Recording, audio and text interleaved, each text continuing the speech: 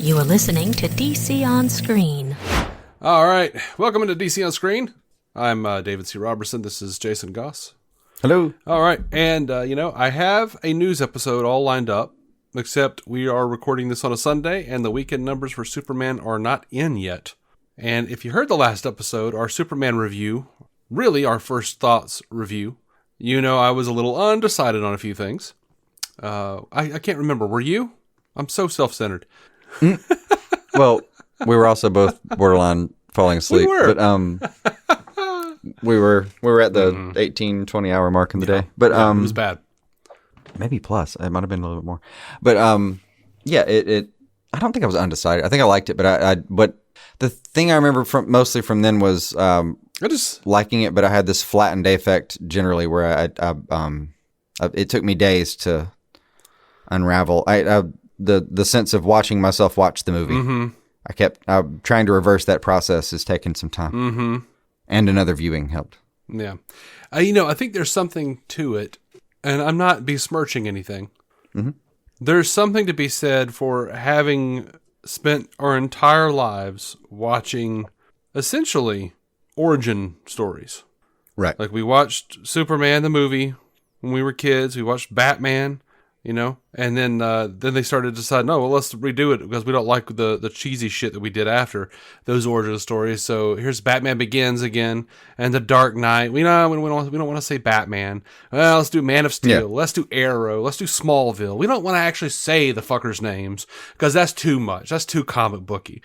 And you're only on for one company. The other one did everything was named, and everything was the first, and everything was the story of. But to go into this, we were trained, I feel like, in a lot of ways to go to a Superman movie and get the introduction to our God. You know what I mean? Here's the guy. Yeah. No one on earth has ever seen this guy before. And it's such a shift to go into this movie because I've seen this thing again now. I saw it earlier today. You saw it last night, if I remember correctly. It's interesting to go in and just be like, boom, here's a universe. Yeah. They're that's one of the things that takes so long to digest about it. The opening title card has that that list of time markers, right? Mm-hmm. So from the first moment, it gives you a whole history of where we are in the universe to digest, and then it just hits you with the first scene. I was almost grateful in a way that the first scene is something I've already seen. Yeah. It's the promo footage, so you get a second to breathe.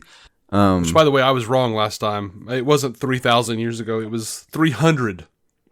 300, yeah. I thought you said 300. I thought I said 3,000, but I was also thinking of the Amazonians, whatever. Oh, okay. So, yeah. We ain't even cracked that nut yet. We ain't got there yet. No, and it will be. And it will be, yeah. That's confirmed. There really wasn't a lot of origin, but I've gotten some time to think about that too. And the part that's unique about this, I think, with no origin for really anyone. I mean, just anyone at all. No one. You're right in the middle of everyone's story. You meet them as though you knew them, and thankfully it does a good job of dropping exposition every once in a while, so you can catch up when you need to. Most of which, though, Gunn did a pretty good job of assuming we have a good amount of Superman literacy, just as a culture, and not wasting anyone's time. But that is, in retrospect, some of these are iconic and great, and they've done a lot of great work with them. But some of these, in retrospect, feel apologetic. You have to. It's almost like the writer-director just wants to explain. Okay, hear me out though. Mm-hmm. Let me just tell you where it's coming from, and then you'll see what I'm going to do with the rest of it. And in this movie, it's just y'all know the guy with the S, so here's what he's up to. And I found that deeply refreshing. Yeah. Now that I've had time to sit with it. Yeah, I liked it. I liked it the other night. Yeah. Watching it today, I liked it a whole lot more. I got to sit with it, and I was worried too because I was thinking I'm just not. Because I could do the thing where I see a thing, and especially if there's a lot of stuff going on, I don't remember it all. So I'm it just feels overwhelming. And well, I told you too. I was coming up with counter arguments to hypothetical arguments about the film while watching the film. You're in a scene arguing online already. Mm-hmm. That is distracting. I was very glad I got. Oh my God! So okay, For this viewing, the theater, like I went early, so this viewing was pretty empty, except there was a jackass and his wife sitting right behind me, and this motherfucker just kept like saying the most stupid, like the stupidest shit that you could think of. Like, for instance, when Otis and Mustache Man, he comes from the comics. I know he comes from the comics. I don't remember his name. The guy with the glasses. In 2 viewings, I have not caught his name, but I do really He is in the comics, and he's gripping. That's exactly what he looked like in the comics, too. But he was one of Lex's scientists. But when they go to the little waterfront to unleash the baby kaiju. Yeah. Before they even unleash the kaiju, the guy behind me is like, let me guess, it's a gremlin and he's activated by water. When Mr. Terrific and Lois go to get into his T-Craft and the thing is coming up slowly, he goes, let me guess, it's a Prius. It's like that, like all the and like the whole fucking movie, he's like, rattle, rattle, rattle. He keeps shaking his fucking popcorn bag as if he's fluffing a fucking pillow. And I'm like, it's not going to get any fresher, dude. I know. Like, what are you doing? To find just a kernel of butter in there. He's like doing a Will Ferrell bit behind me, like right in my ear. Like I want. I don't know how you do this though. You consistently find bad viewing experiences or people to sit next to. Oh, dude, I've been to the theater with you on so many occasions. I may have been to the theater more with you in my life than without you at this point. Maybe. And consistently in that experience, we occasionally have one where like the Jolly Rancher guy, or the AC or something. We occasionally have one.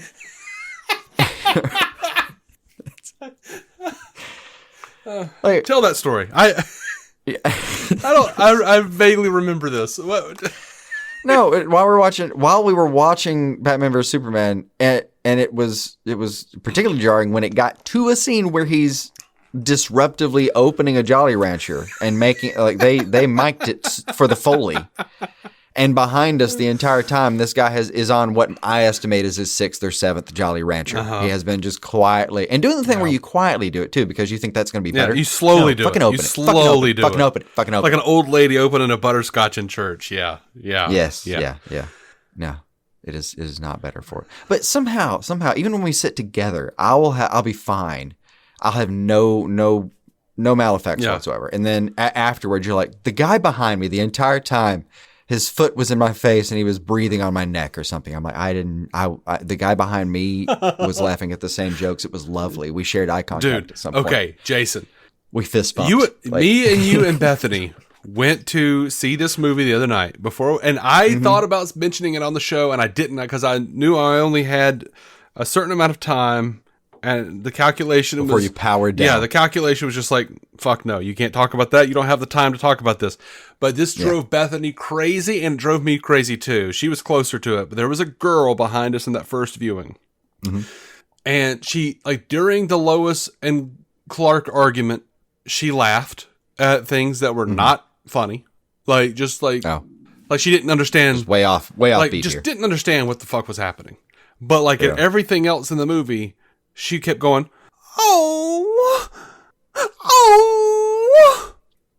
Every 5 seconds, dude. Every fucking 5 seconds. I think I heard something that sounded like that at some point. But it's like vaguely heard a commotion that sounds a little bit like that. But nothing. I was just 1 seat away and fine. And I was drowning in stroke level anger. You managed anger. to pick exactly the sonic area where you can find these jackasses somehow. And I'm just 1 seat next to you doing fine. Yeah. I don't know.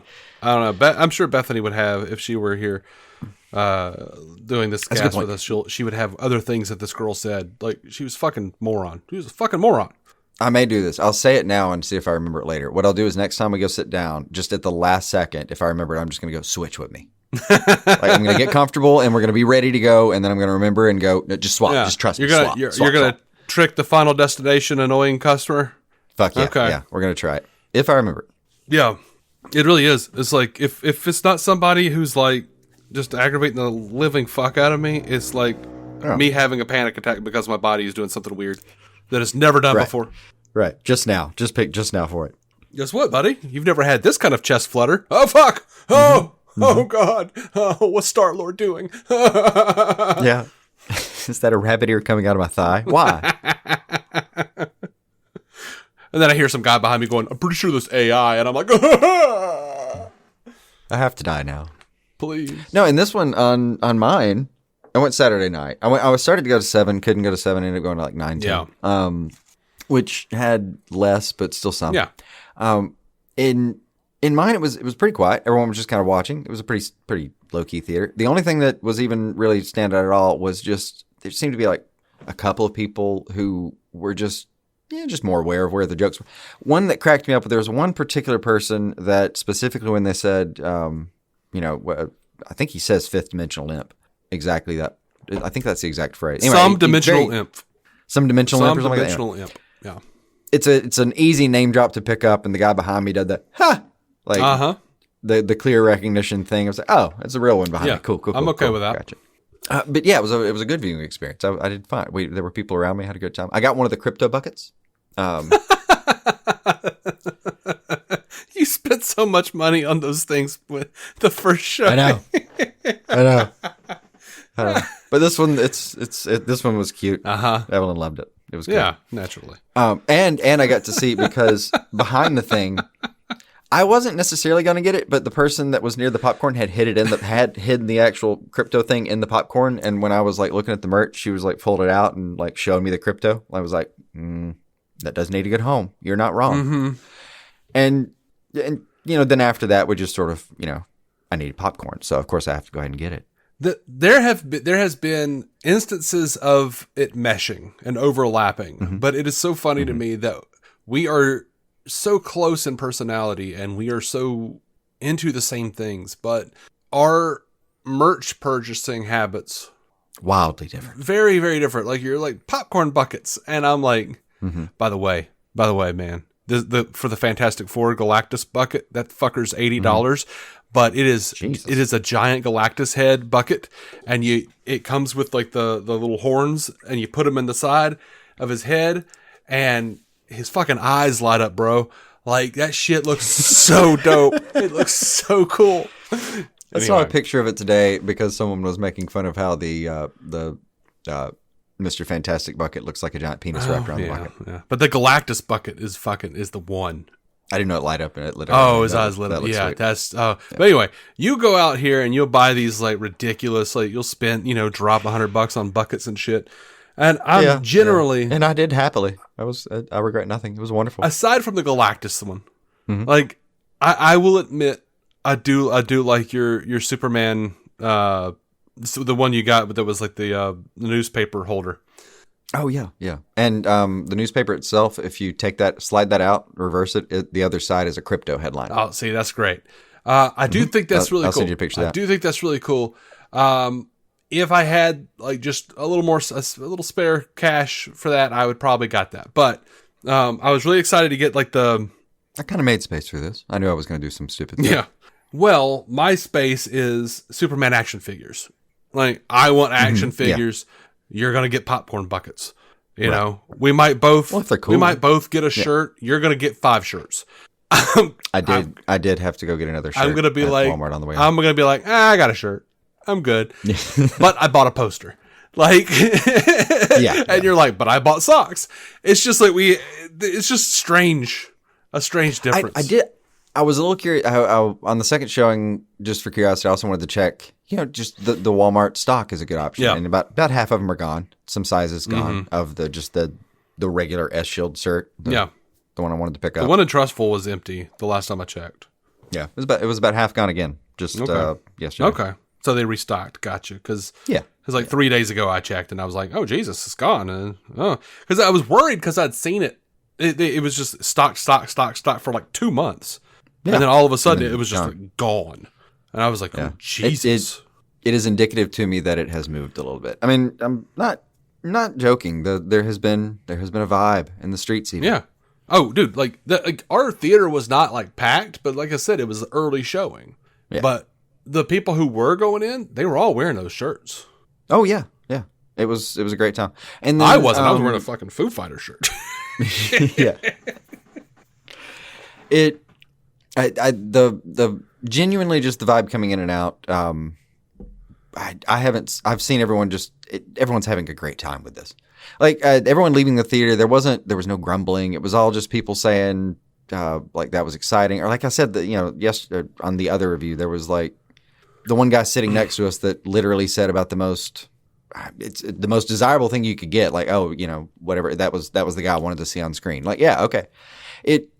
That has been the takeaway. Just walking out of it with people. You just get it's just been a pleasant vibe. Hell, I mean, even just no joke. Like my neighbor that I've never talked to before, like nodded and smiled at my shirt earlier, just because I've got the Superman shirt on. Yeah, yeah. Never spoken to the man in my life. We had a smile. We had a quick nod together. Yeah, because that's how things are today. That's cool. Here's the thing, though. Like I mean, I've been seeing all over the place. People are excited about this shit. Mm-hmm. Like, I sent you an article in Spanish because I was like, dude, I'm getting to practice my fucking Spanish at this point. Yeah, yesterday. Even the reviews in other languages are just, oh, this is extremely hopeful. I've seen a few reviews that were not kind, but like the comment section was everyone just saying "fuck you" to this guy. Yeah, and like one guy was like, "Oh, this is the motherfucker that gave the new Jurassic Park 4 out of 5. Fuck him." I was like, got him. Yeah, yeah. Yeah. Yesterday I went out. Subreddit of murdered by words. Yesterday I went out in my my Take Me Home shirt with Soups and Crypto on the moon, looking at the Earth. Yeah, and I had like 3 different old ladies, not even like young people, who would be these were just like older people, old ladies going like, "Oh, I like your shirt. I want to see Superman." I'm like, dude, that is like, look, man.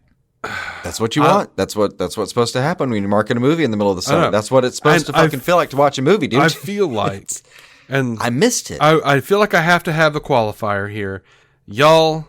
I every Superman, every comic book movie, everything I have some issues with. I have some problems with. If you've listened at all over the last 10 years, I dig Snyder, I dig Cavill, I love Man of Steel, all that. It took a minute to grow on me, but I do enjoy Man of Steel quite a lot. Yeah, I'll defend it even now. But this is what I was looking for back then. Because back then, what I was getting as an excited Superman fan or as an excited DC fan was, why are Batman and Superman fighting? Well, that's Superman? Ugh, that's Wonder Woman? Yeah. Ugh, why is this? A lot of he would never. And well, actually. And I'm like, actually, he has, but don't, And this is a really fun way to deconstruct things and look at it. And that's all true. But it didn't create the same vibe as this. I maintain that Snyder and Cavill, they were ahead of their time. We weren't ready for this yet. We weren't ready for that. And also, the good point, if you reverse these franchises, if Snyder had come around in like 2040, would probably do great after this. Or if we'd just done this in the aughts and then Snyder came around now. Yeah, maybe. Now, by the way, I noticed there were several things I noticed like in this movie this time. There is a line in there where it mentions that Superman has said that he's against taking life unless absolutely necessary. They said that somewhere in here in this movie. I didn't catch that. And I'm like, oh. Yeah, there are exceptions. I was like, ooh. He slipped that in real quiet, like off in the background, like on like a newscast or some shit. And I went, oh. I did like some a reviewer called TV's The Modern Greek Chorus, and I very much dig that interpretation. Who said this? What? Some reviewer somewhere. I forget. I have no source whatsoever. I'm just saying it wasn't mine. Somebody called the TV's a modern Greek chorus. Oh, that's interesting.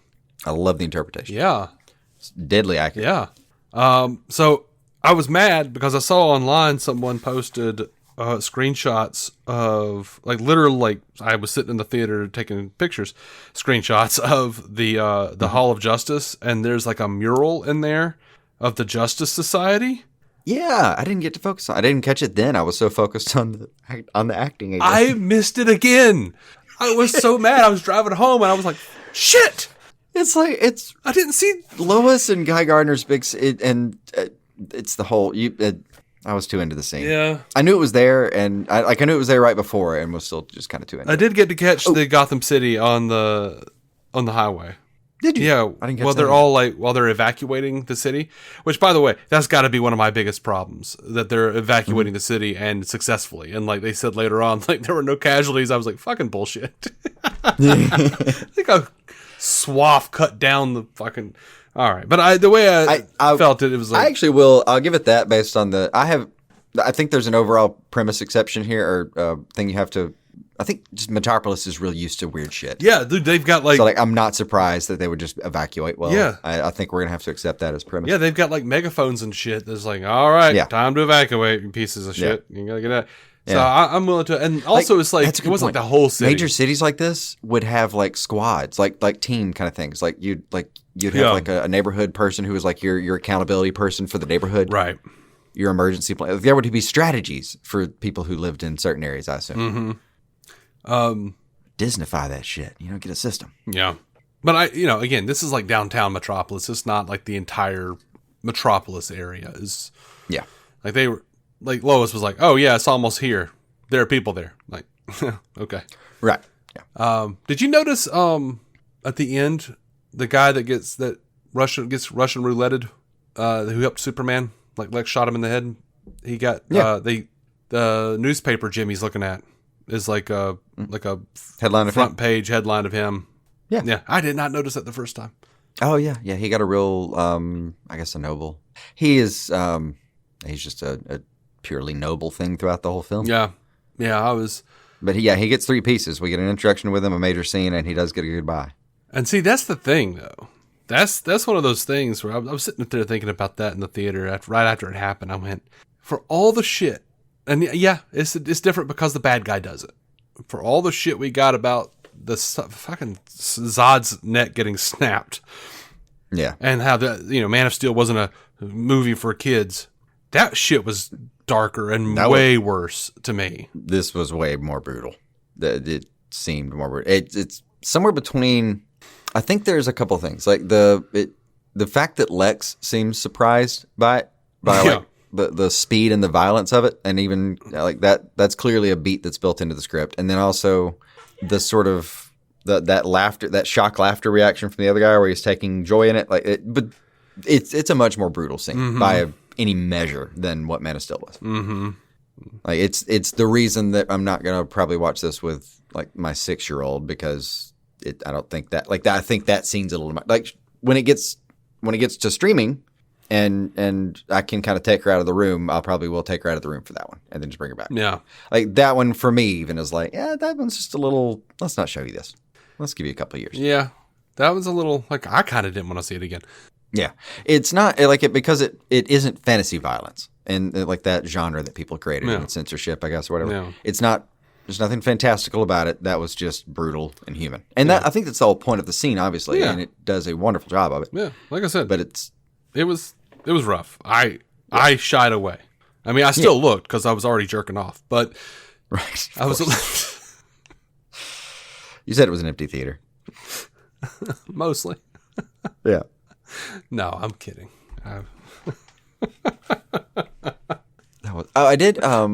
I did catch little pieces of dialogue. I thought the previous theater we were in was probably about 10% louder than I wanted.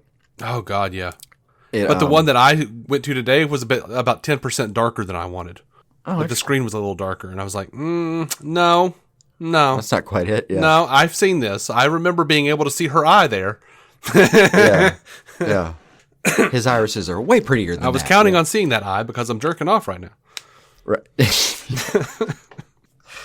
Why am I doing this? That poor joke's gonna get pummeled as hard as this imaginary penis. That's right.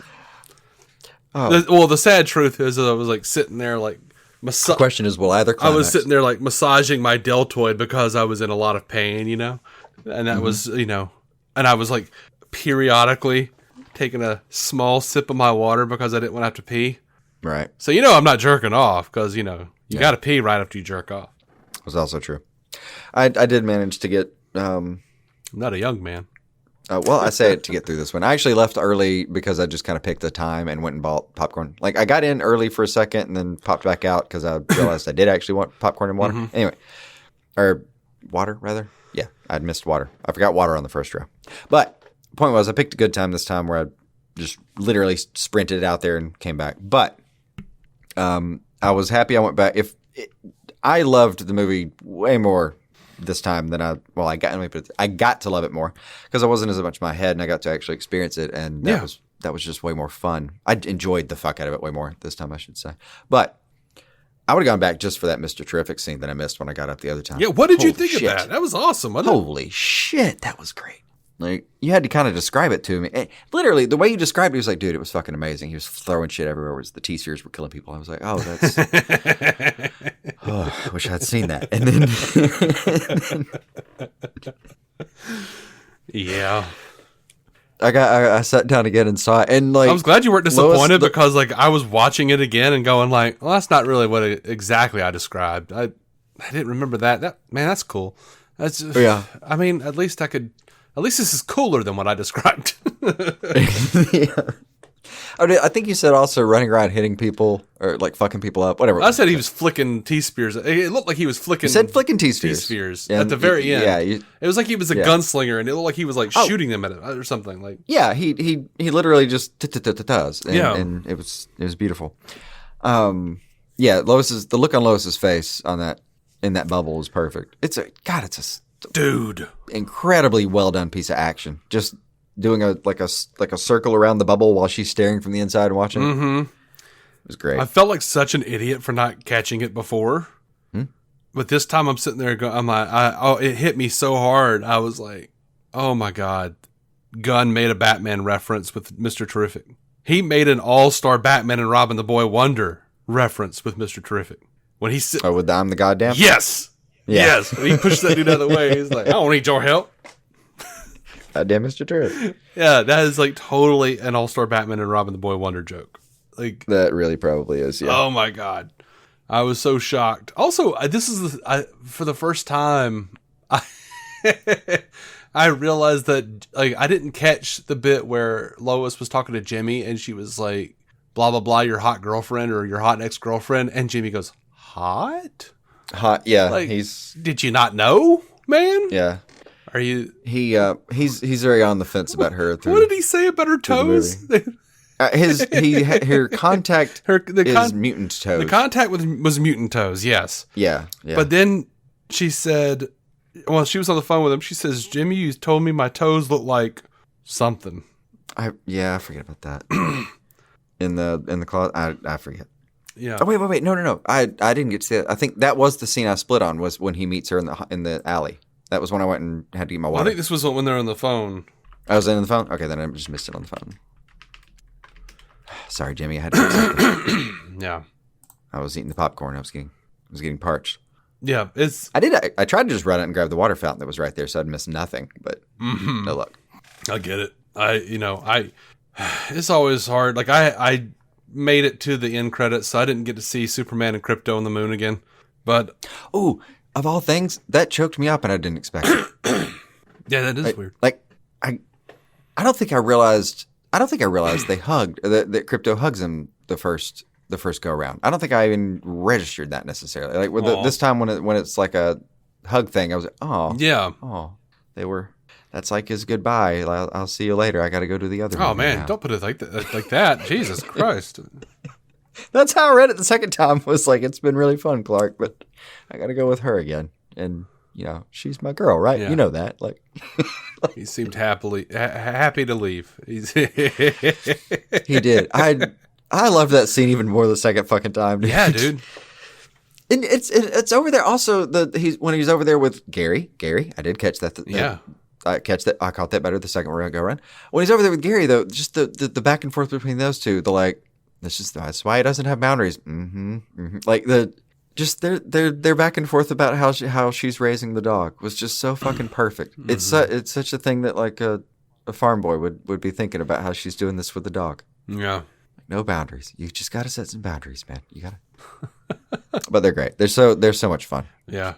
And I didn't there was a part of me that was like, why would the first time there was a part of me that was like, why would those robots call Clark Superman? He had to program them, so why not Kal-El? And he calls them Superman robots. I guess. I mean, if I had candidate, I would say they probably call him whatever he's dressed as. Just in case. But, the second time, though, I don't know why, but it all hit me the right way. And I was like, oh, no, this is just some Silver Age All-Star Superman shit. This is what happens. Like, he's Superman. He's owning it. Like, maybe just refer to him as whatever you feel like. It's like knowing Eminem. Yeah. You call him Marshall or Slim, whatever. Yeah. Whatever's on your mind. So, like, I've seen some people, not a lot of people who talk to us, but I've seen some people complain that they shouldn't have made the Kryptonians, they shouldn't have added the second part of this message where the Kryptonians are like, oh, no, you got to go and lord over these people. That's the whole point? Now, yes, it's the whole point. But, I have seen some people say that, like, that's giving the wrong immigrant message, that, like, immigrants come here and their people wanted them to do wrong to America, and that it was only by being raised in America was he able to overcome such terrible proclivities. I don't think that's what the movie's saying. Not even. That's such a weirdo take. But hey, if you're out there and you find that person, just walk. Just turn the other way. Just walk away. Yeah. You don't have to worry. You don't have to validate that question. Just turn around. And I felt like I needed to say that, but also, like, I've seen some people who are like, well, I don't like the idea that Jor-El and Lara would like send him to rule. One, in the comics, we've seen various versions of these characters. Sometimes it's a Moses situation. Sometimes, especially in the movies, it's more of a Christ situation. But, we all know it's really supposed to be Moses. And, right.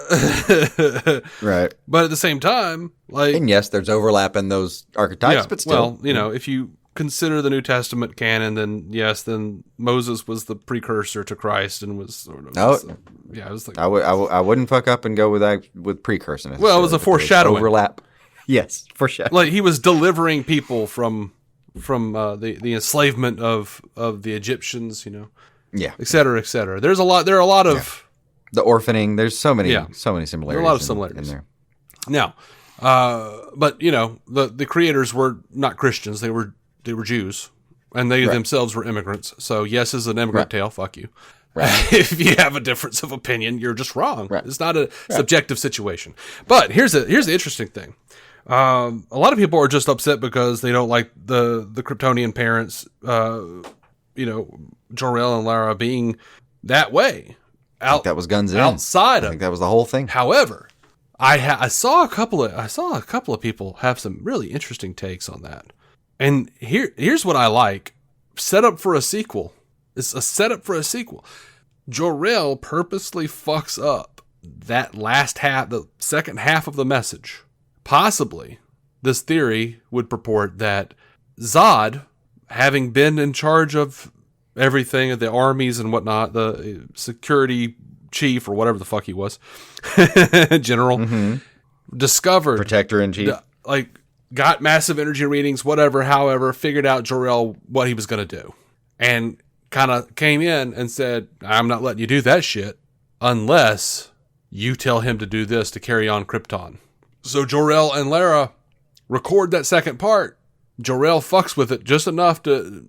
Clark probably won't be able to ever read it or hear it, but it was the only way he was able to... He intentionally kills the footage. Right. It's a fine theory. It's an interesting theory that I like, and it would be a great end for Zod if we ever wanted to do that.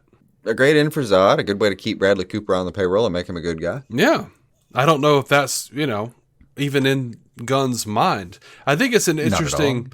It's a fine... Look, it right now would qualify as a really good piece of fanfic for the moment, to be sure, but it would be pretty good. It's a cool idea, and it's a way they could go. Not saying they will, but even if they don't, and here we are again with, well, he's not supposed to kill. He did in Superman 2. He did in the John Byrne run. He has in the comics. Blah blah blah. People are going like, oh, Jor-El's never done this before, and he did in Smallville. Yeah, all of those. In the 80s, the Man of Steel Kryptonians were emotionless beings. They're a bunch of damn Vulcans. A bunch of assholes. I mean, there's a run from only 5 years ago or so that was real similar where just Jor-El's a dick. Yeah. I mean, yeah. He gets a little bit better by the end of that, but there's a lot of versions where he's not an admirable person. Yeah, no. He's not always, no. So it wouldn't be jarring to find him. Here's the other fun thing about this, though, and I'm curious because that a lot of people, I mean, most people know about Superman, but like the basic tenets, and that's what's hit so hard here is the little bits that you do know about Superman are represented here for the most part. He pulled from Like a lot, and I dig it. But like the regular GA kind of stuff that just we all like. If you just ask the average person, what do you know about this guy? I don't know. Superman's like strong and good, right? Yeah, okay, we'll get that on screen, Right. and like that's there in spades and glorified and wonderfully so. But you've also got room for so much more stuff if you want to, but later. Now look, I would never in a million years, given that example, I would never in a million years tell any of our listeners when people say, "Oh, he's strong, right?" Don't actually just go, "Well, actually, it's a tactile telekinesis." I know I did that shit the other day on the podcast, but I was talking to y'all. Like, we've got like 3 GA members. We got 3 general audience people who wandered into this show and decided about 15 minutes ago not to fucking listen to it anymore. Like, that's fair. Like, it happens. Don't overwhelm the general audience. Just go, yeah. Watch the thing because we want it to be successful. Right. Yeah. I'm such a dick. Yeah. But there's a certain amount of just be kind. Yeah. You know. Be kind, but also don't overwhelm. Like, that was a thing that I had to learn from my brother-in-law. Yeah. Because he would just ask me a question, and I would stand there like, I don't know how to answer that. And he's like, the easiest way possible. Just don't go into all that. Just yes or no. How do you do it in a sentence? Okay. This is elementary school teaching you that Columbus thought the world was round and everyone else thought it was flat. Like, it's just dumb it down. Just dumb it down. I do find it useful at even kind of especially at work sometimes. Just okay. Well, I want to write a paragraph, but if I just had one sentence, since that's all you're going to read anyway, right? What would I make that sentence be? It does make you you pull it down a little bit. Something specifically I noticed about halfway through this movie that I wanted to bring up with you. Sure. Because I finally got what I was looking at. There was something about the way Lex Luthor was Halt's Luthor that I couldn't get my words. I couldn't get my words on it. I finally got it. Mm-hmm. He fucking sings this role. Like when I listened to it, like for the first half of the film, I was doing this, and then I realized he's especially when he gets into the speeches, it really does feel like singing sometimes. Like, first of all, the other thing that's so goddamn gripping about it, and like I think they came up with the salaries, and his is like higher. He earned every penny. Whatever. He had a big theirs was like $750, and his was $2 million. Sure. Yeah. That's how these things work, and you earned every penny. Good job. I mean, he's also like a way bigger star than either of them. Like, yeah. He's been around. There are metrics for this kind of thing that. There's a whole system. I've seen some people complaining about that, like, oh well, because some people were like, "Yay, she made the same amount as Superman," and then they're like, "Yeah, but the other guy got $2 million." Fuck you, he earned every penny. Yeah, he's been had a bigger name coming in. That matters in terms of money. It's just how it is.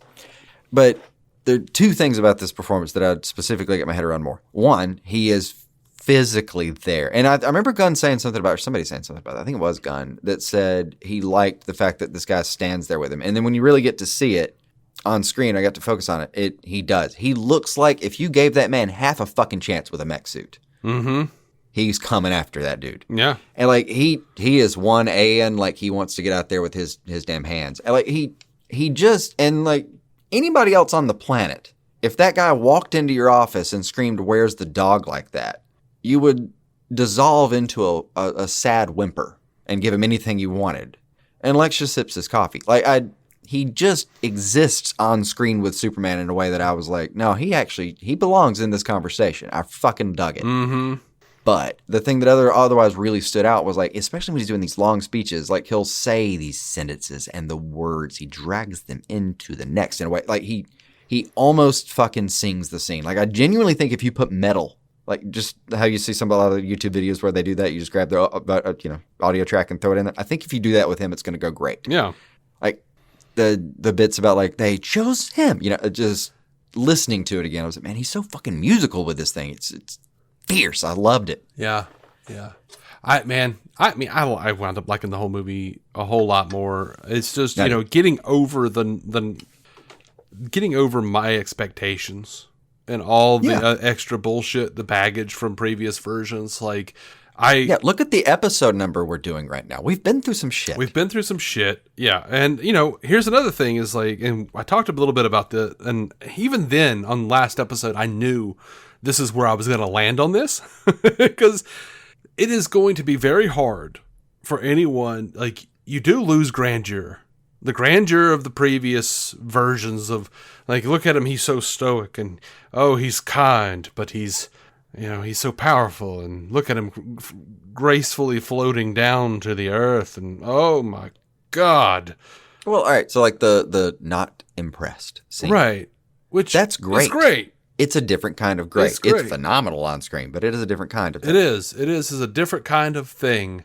And then you read something like All-Star Superman, and you see Superman has both of these things. And I did get some of that here.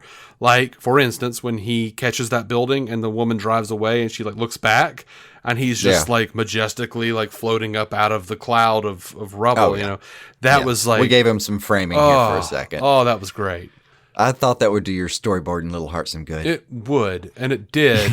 There are definite places where that is present, but... Well, there in the fight scene with the laser vision and all the swarming, that was designed so visually. And that's one of the things that I always liked. And I know he said some stupid shit at some point about Asians or something, Jeff Loeb. But he's one of the best writers to capture Superman, and did a very good job at some point of being able to show us the majestic God creature as well as the farm boy, and even kind of showcase that through some internal dialogue from Batman, who is like, yeah, so he is all of that. He is all of that majesty and that strength and the ability to destroy us, but he's also a fucking farm boy who is just the purest of the pure, and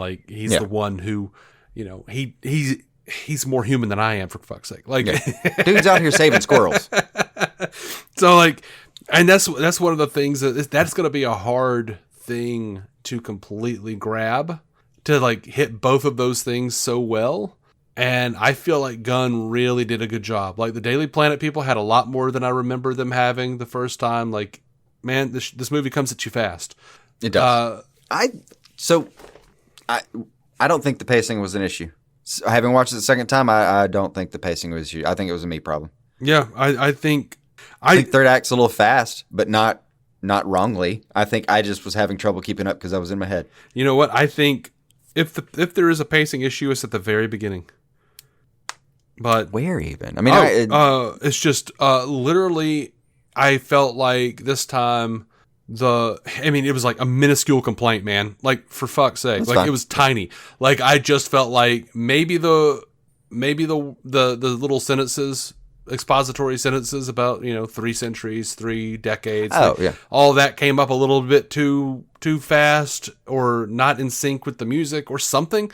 I couldn't really place it. And then Clark landing and calling Crypto, I felt like that came on a little too quickly, but by seconds.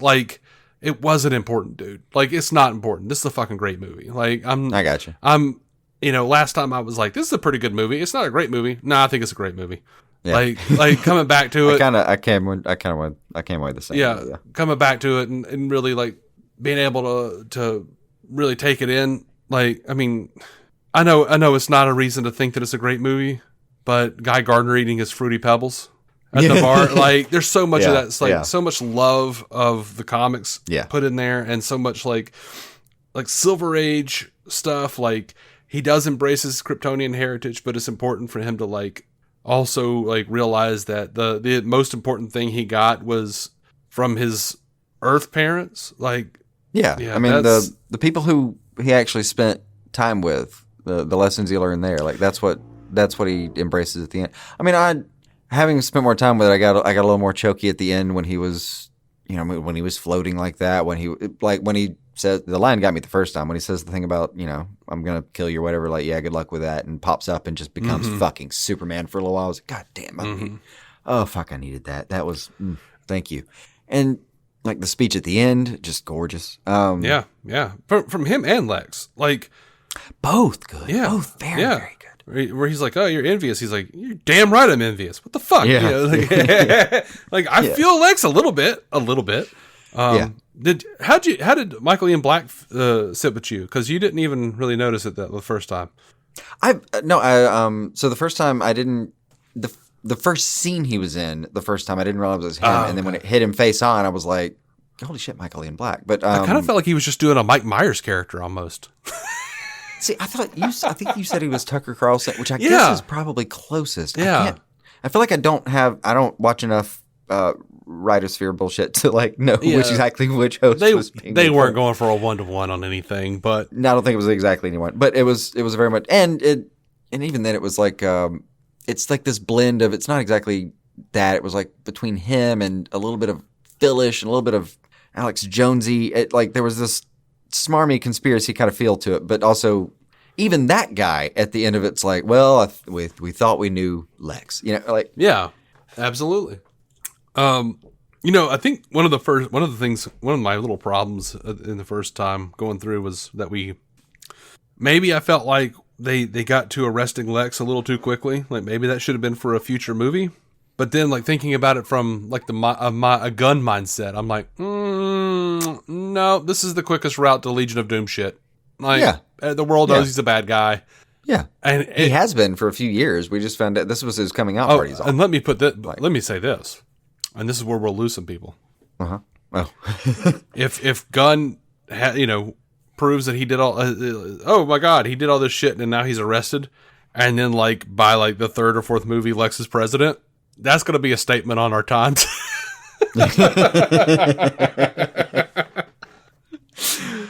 Yeah. Because Lex is charismatic. Our guy isn't even that. Yeah. Yeah, but that is going to be a fun like dynamic to watch on screen for a while. By the way, a small detail that I don't think I mentioned on the last show, I think I mentioned to you afterward, was how great that broken arm looks. Yeah. That is the most realistic broken arm injury I think I've ever seen on screen. Yeah, I wanted to go check him. Dude, with Lex or with Superman? Yeah, with Lex. Because Superman had like a dislocated shoulder, and that shit looked bad too. It did look bad. I mean, Lex is like it's raised and swollen in a way. Where I have seen that shit. That is, oh man, that's good. Anyway, for some reason that impressed me. I was like, oh damn, a cool detail. Yeah. I barely got to it over all the acting. Mm-hmm.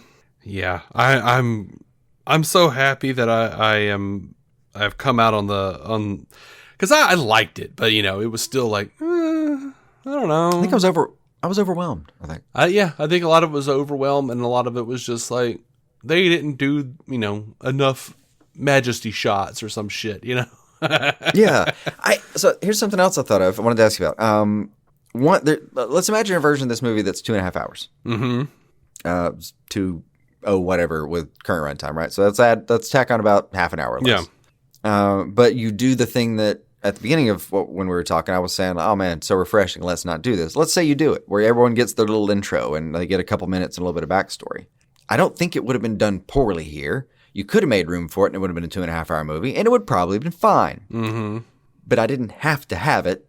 And in a way that was even more fun because you didn't have to make me stop for it. And I don't think I would have enjoyed a 2.5 hour movie with that as much as I've enjoyed going to the theater twice for this 2 hour movie. Yeah. That respected my knowledge of the genre enough to be like, hey, we're gonna play with your action figures, basically. Check this shit out. Yeah. Like, yeah. Cool. Yeah. So I agree with you. Another thing I've seen people complain about is the Kents. And I didn't get the hate before, and I certainly don't get it now. Like, I've seen some people like really like people whose opinions I respect, and I'm just like, y'all are way too upset about the Kents, dude. Like, what I like about the Kents so much is we've never seen. I mean, like I've said, like the closest we got to these Kents, this mom and pa, was really Lois and Clark. And like what I like about this is like it's okay if the Kents aren't like doddering old people who you can't imagine doing anything of worth. Like by the time, like, cause like Superman the movie, by the time they find him, like she's already being like, Paul, your heart. I'm like, my God, they're already elderly. Like, like, I don't think you guys should be raising Paul, a you're kid. foreshadowing. Yeah. I heard yeah. Like 78, I'm going like, they should have taken him to an orphanage. Like, I don't think that they are physically They were not equipped prepared for this. Right. This was a poor decision. As caretakers, you passed the first litmus, or you failed the litmus test. But like, and then, Man of Steel, again, I love those cats, but, or Smallville for Christ's sake. Like, okay, it's great. They are very strapping, very attractive Ma and Pa Kents. Yeah. Yeah. But, and it's not to say that it was anything that I was sitting there just going like, oh man, why can't we have somebody like less attractive than Hollywood types being Ma and Pa Kent? But it is nice to be like, to subvert that Hollywood expectation of, Hollywood does that where they're like, oh, well, they're the good guys, so they have to be super attractive. And then bad guys are always kind of unattractive. Yeah. And I'm like, no, this Ma and Pa Kent, they're great actors and they look like just people. Those are the most realistic two people I've ever seen. It's like, I would genuinely, anyone who does not believe those people exist, like there's one line in there that I think is a bit awkward. Everybody in this movie has like one line or so that I think is a bit awkward. Maybe except Superman. His awkward lines are like when he says golly, and they're meant to be awkward. But like, I caught that one this time and laughed. Heckin'. Or he says like, what the heck? Anyway, but like, I like that one. There's like one line in there where she says like, oh, he's an old mush, that I was like, that feels a little weird. But genuinely every other piece of the entire workings of it, the inside of those houses, how they're furnished, the carpet, the everything, the rust on the swing thing outside that I know creaks and you probably had to take it out in Foley. Like, everything about that is book a flight, come here, I'll just drive you out to these people if you don't believe they exist. I can name them. These are real people. That's the most realistic version I've ever seen. He's a mush. He's a mush. I have literally heard women say that about their husbands down here. I have too. It's not even unprecedented. Don't mind him. I just think it's a little. He's a mush. He's just an old mush. Like, I've literally heard this. I have sat in a church pew and heard the fucking sentence. I get it. But these are the type of people. That's the point.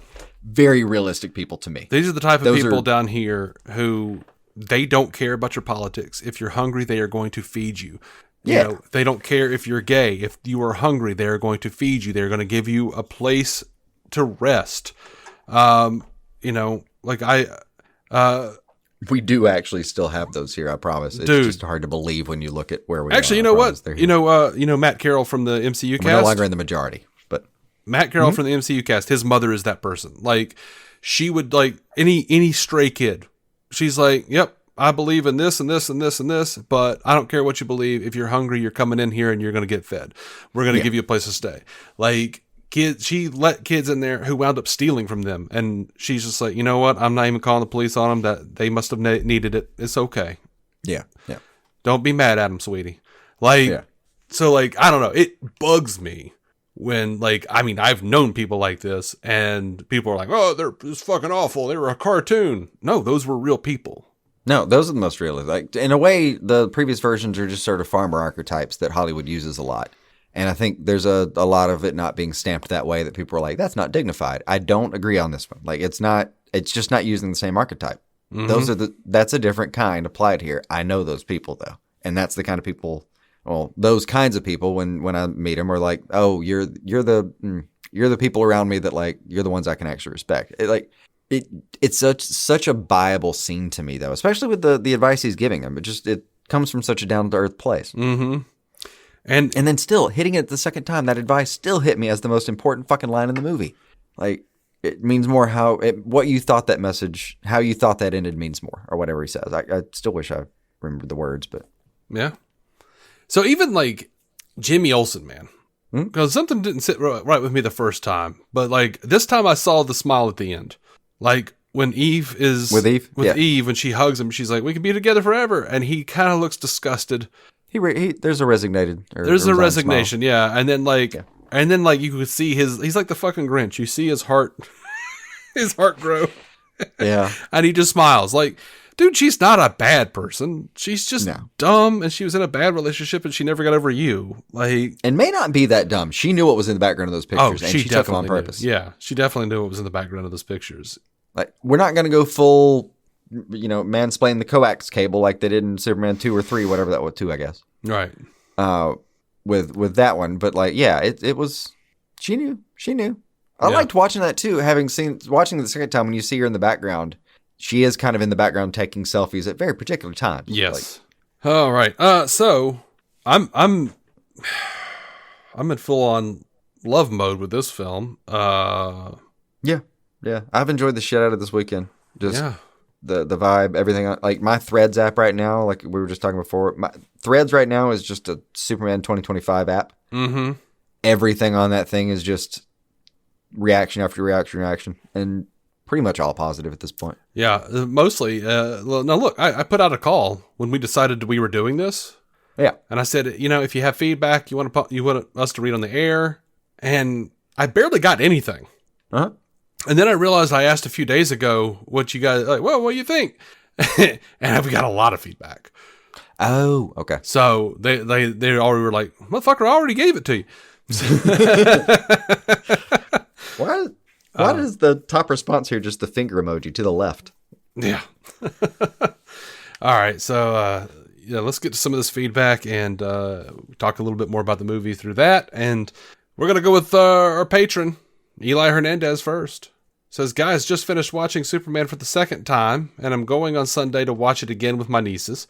I loved this movie. I can nitpick at some of the parts of the movie that could have been better, but I really believe the movie was a solid A. My favorite characters were Mr. Terrific, Lex Luthor, and spoilers, Supergirl.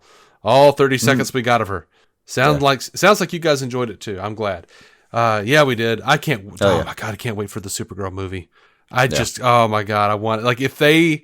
I am tired right now, but if for some reason, somehow, even an assembly cut, not even a fucking finished movie with effects, if somebody called me and said, motherfucker, they are airing Supergirl right now down at the theater, is $50. Assembly cut. The ADR is not even there. Right. I'm going right now. God, I'm excited about that movie. It's like Jason Momoa's Lobo. Like the day. Do you remember? I haven't even connected the dots on what's coming on there yet. I've barely connected the fact that this is really in an ongoing universe already. I've barely started to connect the dots. Honestly, I've barely gotten out of just how much that was a good start of it. Yeah. Do you remember? We already got Creature Commandos and a whole backdrop on it. Do you remember when they announced Jason Momoa as Aquaman and they put up a picture of him and I was like, why is this fucker not Lobo? Yeah. That's on an episode somewhere. Yeah. That's on one of our episodes. That's how long we've been doing this, y'all. Yeah. So, Teaching Ruse on Threads says it was a fun ride. Can't wait to see it again. There were some pitfalls in regard to pacing and plot holes. I don't know what the plot holes were. I read your thing like 10 times in my head, teaching. Mm-hmm. And I was like, what plot holes? I thought you're better at this than I am. Maybe you can tell me, Jason. I wondered too. I have one question that I can't make sense of. I was hoping you caught something. On 2 viewings, I still don't know. So, all right, so I didn't register any like major plot holes. I don't think there was anything that was internally illogical about what I saw. Not that I've thought of yet. Like, I think all the movie it actually flowed better the second time. There's little bits that I didn't catch, like when Superman's trying to crawl out of that hole after getting his ass beat the second time, early in the first fight. Mm-hmm. The crowd is doing so much. I didn't hear how I didn't clear it clearly enough. The guy that's standing there next to him says maybe you shouldn't have done that thing in whatever Kapoor Superman. Yeah, like I didn't realize how clearly we hit that note right then. There were a couple things that were, when I heard all of the dialogue this time, were even more clearly addressed than I suspected. Yeah.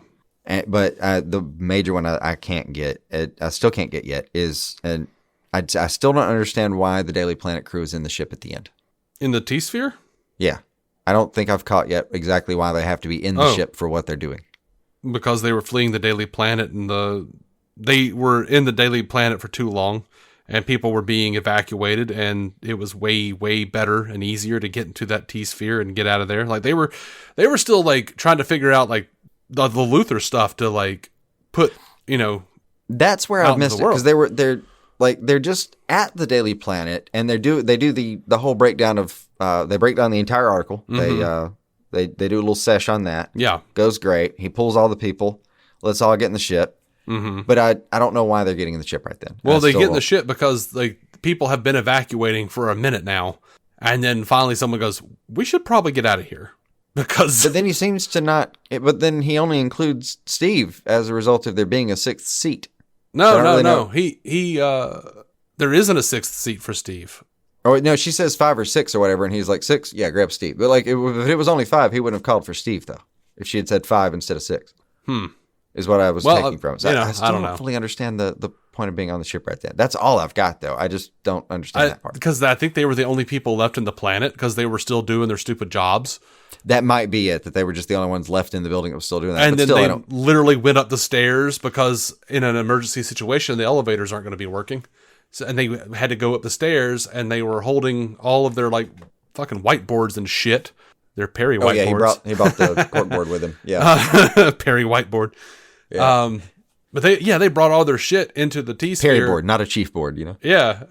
And they brought it into the T-sphere and were like, all right. And like they finished up and published the thing while they were in the air. Like, dude, I found an article where specifically, this was just written by a publishing nerd that was specifically like, oh, thank God Jimmy finally got CMS right. Mm-hmm. Like they actually clicked a separate button for emails and hard copy. Yeah. And I just couldn't be happier that someone took a fucking second for that. And I was like, yeah, dude. Hell yeah, dude. I saw that, and I remember clocking that the first time and went, I like that. That is cool. That's good. That's good. All right. So I didn't even finish discuss feedback. I don't know about the plot holes, man.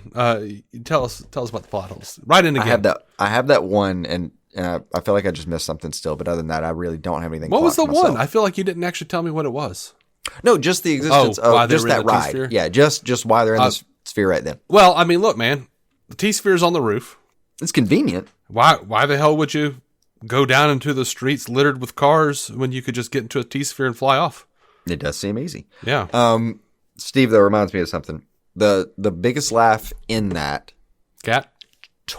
Which one? The cat. The cat thing. Yeah. Persephone? Twice. Was it in your... Well, I guess you just had you and the jackasses behind you. But in 2 viewings now, the biggest laugh was the Persephone line. Yeah. No, I didn't. They didn't laugh. My people in my theater didn't laugh at all at that. Oh, yeah. Mine was subtle, but that one... There were chuckles in the theater. Everyone was quiet laughing when they were. But that was the only one that got any actual out of my crowd. Let me tell you this. This was a shock. Mm-hmm. We didn't have a lot of people in my theater. Everyone cheered when they saw Peacemaker. Yeah.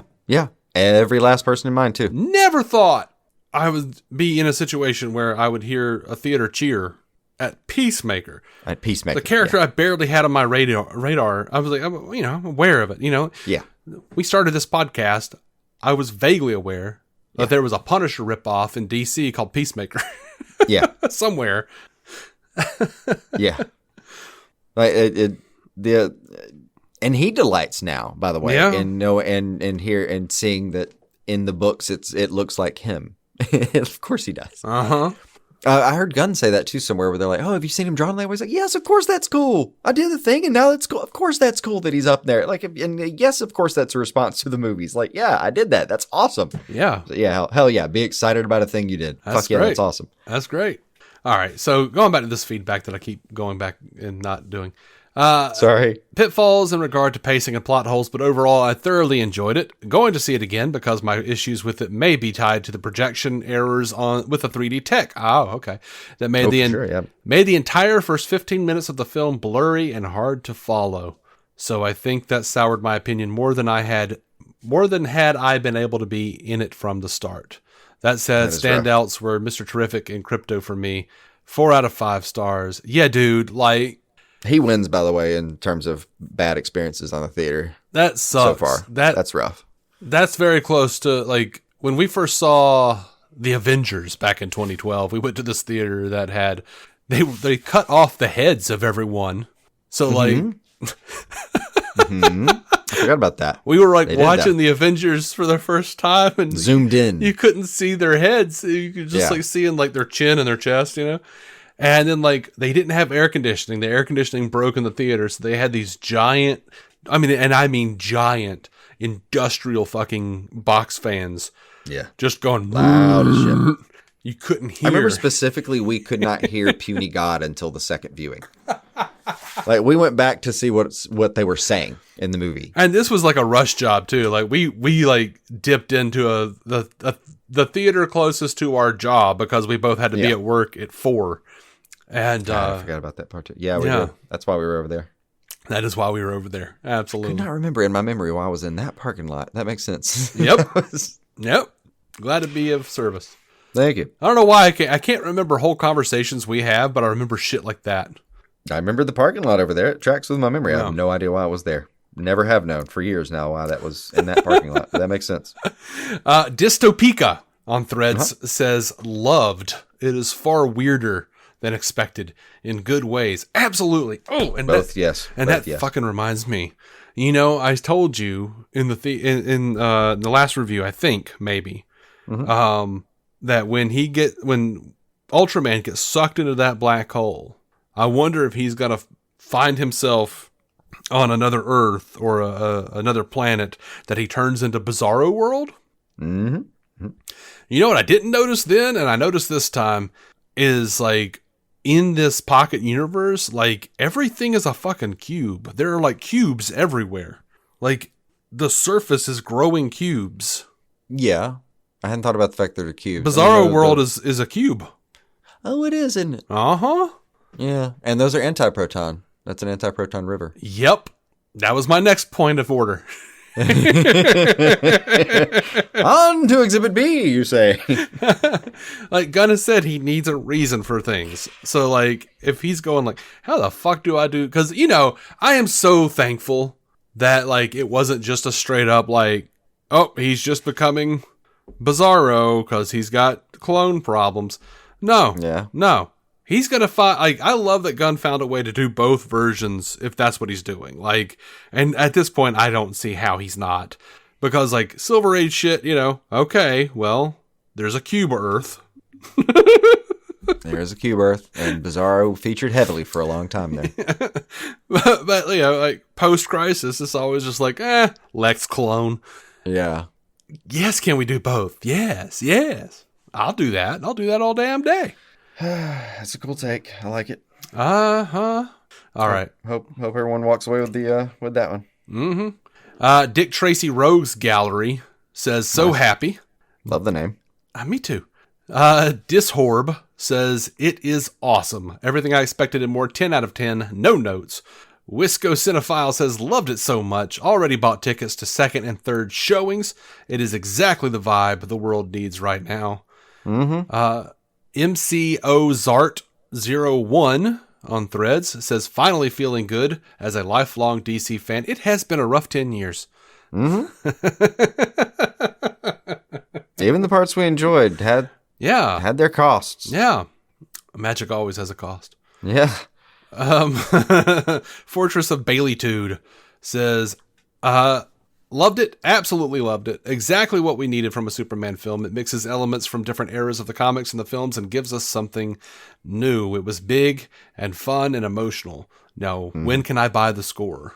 I think it dropped on Spotify, actually. I think it the day did. of the 8th. I think it dropped when the Prime release hit. Yeah, I think so. Demi M7. I have gone back for a couple of those tracks because a couple of them absolutely slap. Mm-hmm. Yep. And now I'm going to have to try to figure out how to buy furniture. Oh, one of the specific moments.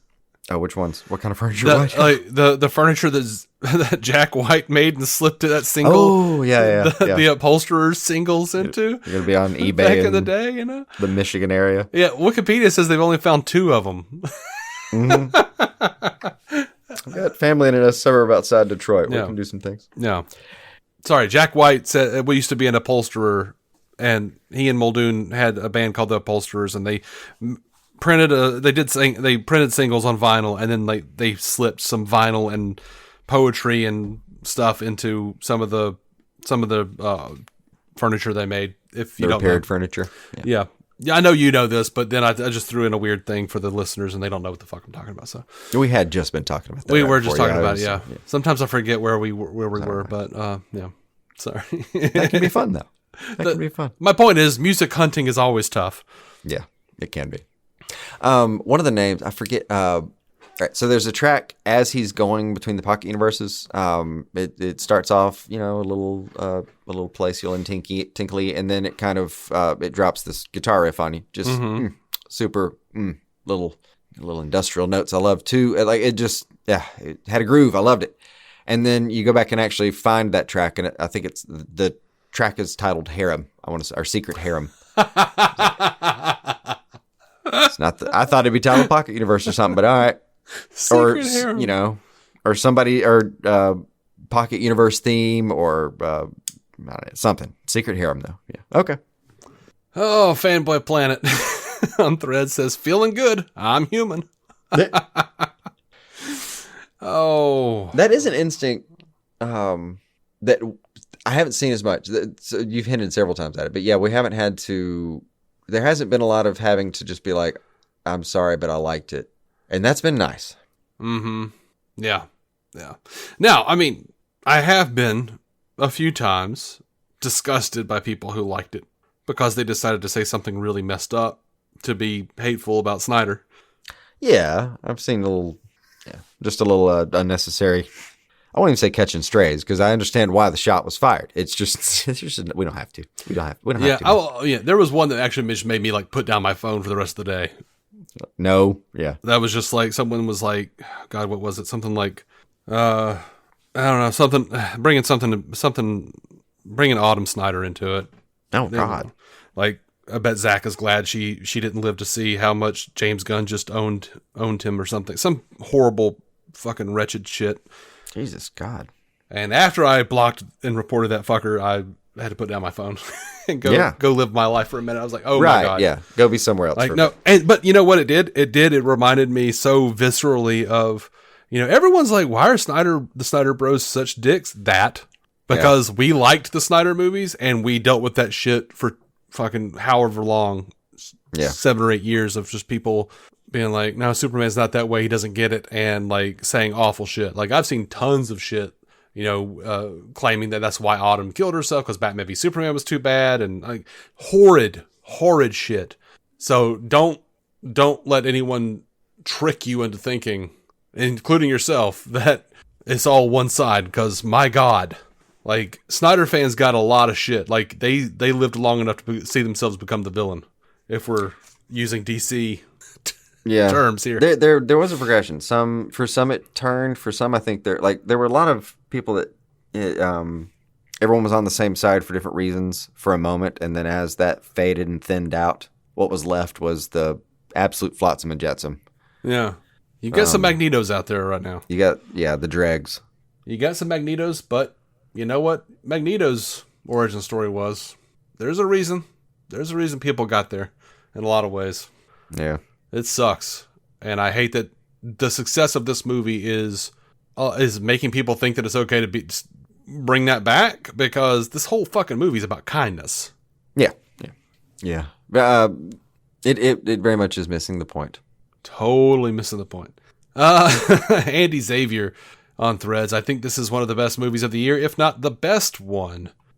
Easily my favorite so far. Although I really liked Thunderbolts. I thought that was completely fresh for the MCU. You know what? I didn't see Thunderbolts. I am so far behind on Marvel. I wanted to see it.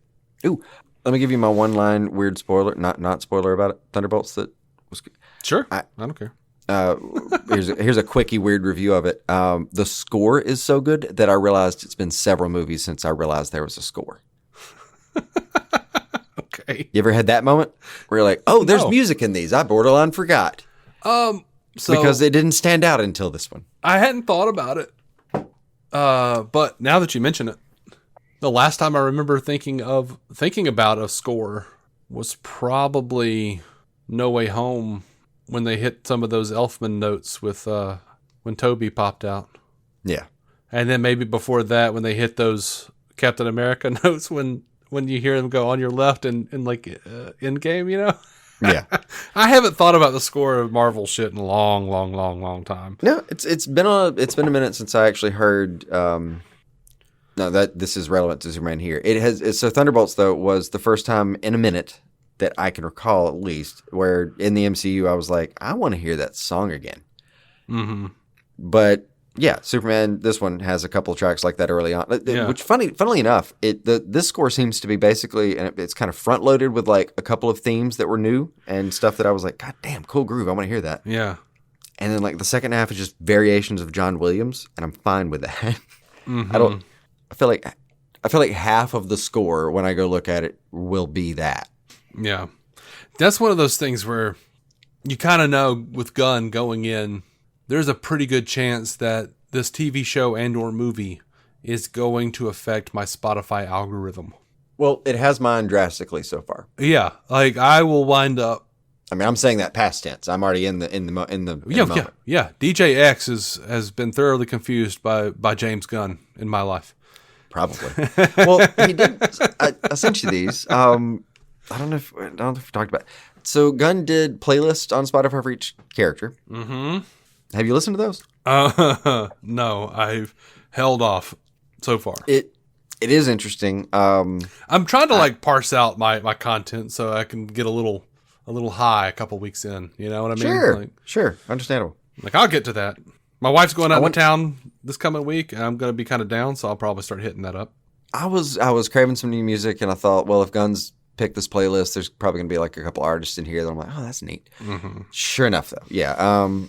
A couple of songs in there went on the like list, and then like one of them was like, oh, that's a genre that I'm feeling right now. That's a whole genre that I've been doing for days now. Mm-hmm. Like DJ X has got whole slideshows now based on a derivation of like one song that just happened to show up there. Like that's. Yeah. My summer is apparently basically going to be Power Girl pop and Childish Gambino. That's what my summer is looking like right now. Yeah, I didn't know. And that's great. I'm fine with that. I almost sent you a couple of Avett Brothers tracks. Don't forget 1940s swing tracks for some reason. Oh, good. Yeah, I almost sent you a couple of Avett Brothers tracks yesterday, and I thought he might not be okay with more music right now. I don't know. But it's like possible. It's like stuff like, you know, people have this idea of like Avett Brothers, like, oh, it's like Mumford and Sons, but I'm like, no, but I don't like Mumford and Sons, but I like Avett Brothers. Like that'll help. In my head, it's like, no, they're a different thing. They came about at the same time, and they both have some bluegrass elements, but it's not the same. But yeah, there's a couple of tracks, specifically one that like changes style a lot, and does it really well. So I was like, I don't know, it just I really like that album, Emotionalism, and I was thinking about you, and was like, I might need to send him a couple of tracks. Yeah, I'll take them. All right, cool. Anyway, I don't know where we were going with all that, but the music of the movie. Yeah, I've been aggravated with DJ X lately, or several weeks, months, whatever. Many times. Oh, DJ X does this thing where he's like, "Hey, David." Yeah. He's like, "Next up is something that you've been playing a lot of," and then it'll be like something that like DJ X always plays. I always skip, and I'm like, "No, motherfucker, no, you've been playing a lot of this shit. I skip it. I've never played that once in my life." And then like lately, DJ X will be like, "Hey, David, just so you know, I'm catching that you're skipping a lot. Anytime you feel like it, you could just hit that button in the lower corner." I'm like, "I'm driving, motherfucker. You're supposed to be." He tells me, "I see you, Skipper." Well, yeah, because that whole genre sucked. Pick another playlist, friend. I'm like, yes, I like Childish Gambino. Do not play any more Luda. I don't give a shit about Luda. Yeah, I have learned. Okay, I like a couple of Luda. I like some Luda. To be so, fair, if you skip around 10 tracks or so, they're gonna, it comes in little batches like 5 or whatever. So if you skip like a couple batches, like 2 or 3 of those, it seems to have a revert behavior. I don't know if it's by coincidence or if they've done this. If they've done it, it's a little bit smart. But yeah, it seems to be like, okay, let's pick a genre. Let's pick some songs you've been playing lately. Like it reverts to, let's just do your repeated playlist, like from your liked song. I swear to God, I feel like there's actual resignation in that DJ's voice. When it says that, yes, I sense it.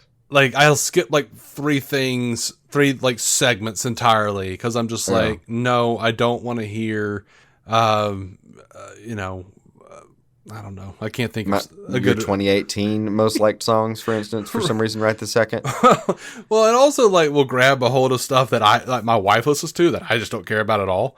So it'd be like, here's Andrew WK, and I'm like, no, not that, you know. Then it has, and it'll go down like a whole track of things. Like my wife likes some hardcore stuff and just some stuff that I'm not into. Yeah. So it's like it sometimes, but I listen to way more music than she does. She listens to way more podcasts, so. Yeah. But yeah, it'll get on those. It will hit you with comedy every once in a while. Some songs you're really going to like. It's kind of talking. But then it's also like, it'll just do stuff like Sicaros or something like, and I'm like, that's not me. That's not me. That's the wife. I'm not going to do that. And then it'll be like, there's this resignation where it's like, all right, David, here's that 25-year-old Sugar Ray song you like. Since I can't get anything else past you right now. Hanging from the... But also in my inside, I'm like, dude, like because I play albums. Like I'm like, I play so much Ben Folds. I play so much Wallflowers and Tom Petty and Bob Dylan and all sorts of shit. And they will take like DJ X will take like one song and just play that one over and over and over. I'm like, yes, Dreams by Fleetwood Mac is great. I don't need to hear that one. No, mine's In My Life. It thinks that if it plays Beatles In My Life at any point, then I'll be grounded. And it's not wrong, you little fucker. But like, we don't have to use that way all the time. There are other ones that would work. I'm like, look, I listen to a lot of Smashing Pumpkins. But they always choose like, 1979. And I'm like, oh my God. Or they love to go with Today. Like, I'm like, yes. Mm-hmm. Mm-hmm. I always, anytime I get them, it's always The World is a Vampire. It just takes off from there. Yeah. Anyway, moving on with our problems with AI. Oh, one of my favorite, one of the other big genre mistakes. So it'll do this thing. I do listen to several things, and I'll get into like a little. I'll go rabbit holes, right? Just dig into like 4 albums, but it'll remember that. So sometimes they'll tell me, like, "Hey, we're gonna dig into some new stuff you're into. Some really really hype you up." Blah blah. Like, but it does that speech where it's like, get into the stuff you've been into lately. Here's some new blah blah blah that you're really gonna dig, and then it'll play like something like 1935, like "Don't sit under that apple tree with anyone else but me," because I've just been doing some esoteric shit for a second. Like, nah, bro, no, I don't want to do Glenn Miller right this second. Not right now. Okay, maybe that one. But after that. You remember? Yeah, that actually just makes me think of. You remember the Donald Glover's comedy bit? Weirdo. Yeah. Where he does the old rap thing where he's like, "I went down to the hat store and bought myself a hat. Ha ha ha." I need to watch that again. He's like all old rap is like that. That's his personification of old rap. And he goes, "Nobody wants to hear your old hat stories." Yeah. He's not right. Some of old rap, like some of old hip hop has the same pitfall as every other recorded genre as it got taken off or was taken off. It's just people experimenting with the fact that there is a new genre and it comes out being very stupid and silly. Because yes, it will be like, yeah, I can rhyme now. Like that was like, we can say words and they will rhyme. Also, here's what an 808 sounds like behind me. But like every genre has done this stupid shit. The 80s lasted the entire 80s, for instance. Yeah. I can't help but notice that after everyone's giving Will Smith shit because he put out a couple tracks or something that are awful. He's rhyming stage with stage and stage. I'd heard that, which surprised me because his little promo from like 2 years ago, it looked pretty good, but I guess. Dude, I think there's like at least 2 songs where he's mentioning Chris Rock, the Chris Rock thing. And you're just like, Jesus Christ, dude, get over it. But also like everyone's kind of like over Will Smith because they're like, no, you're a cuck and we know it. A little. He goes through these periods though. Will Smith just sort of fades away and comes back again. He'll be fine. I mean, he's rich and shit. He will be fine. But at the same time, like that, like if he was a stock, I'd buy in like 2027. He lost a lot of credibility with the whole Jada Red Table thing where she's like, "Oh yes, I have lovers and Will knows about it." And he's just looking mad the entire interview.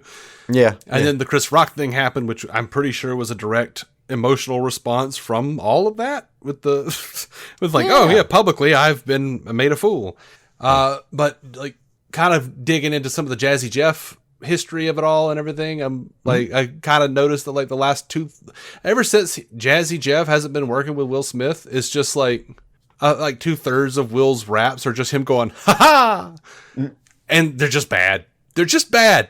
Like it was Jazzy Jeff. It was Jeff the whole time. Yeah. It was Jeff the whole time. He was the one. There are really cool stories to find out there about him as far as like production history and music. He was way more important and very clever. Yeah. Than I expected. Anyway, we've, of course, as we do, we've gotten way off. That is a whole level of straight up did the problem of shifting into another, except you can't swipe, can't just next or skip your way out of that one. All right, sorry. No. Jay Hushka, I'm assuming is how you say that on Thread, says, I'm very simple with my movies. I either liked it or I didn't. I loved this movie. As a lifelong DC Comics fan, I was thoroughly entertained throughout the movie and can honestly say that I can't wait for more. Bring it on, James Gunn. Yep. Amen. Yeah. The Room Upstairs podcast. I don't know what that podcast is, but you got my interest piqued. Feeling good about it. Looking forward to more from these characters and universe. Super Couple 05 says, love the acting and the VFX. I'm not a big superhero movie person, but I thought it was a very fun movie. But importantly, you're not a big superhero movie person, but you liked this movie enough to comment on a superhero movie podcast asking...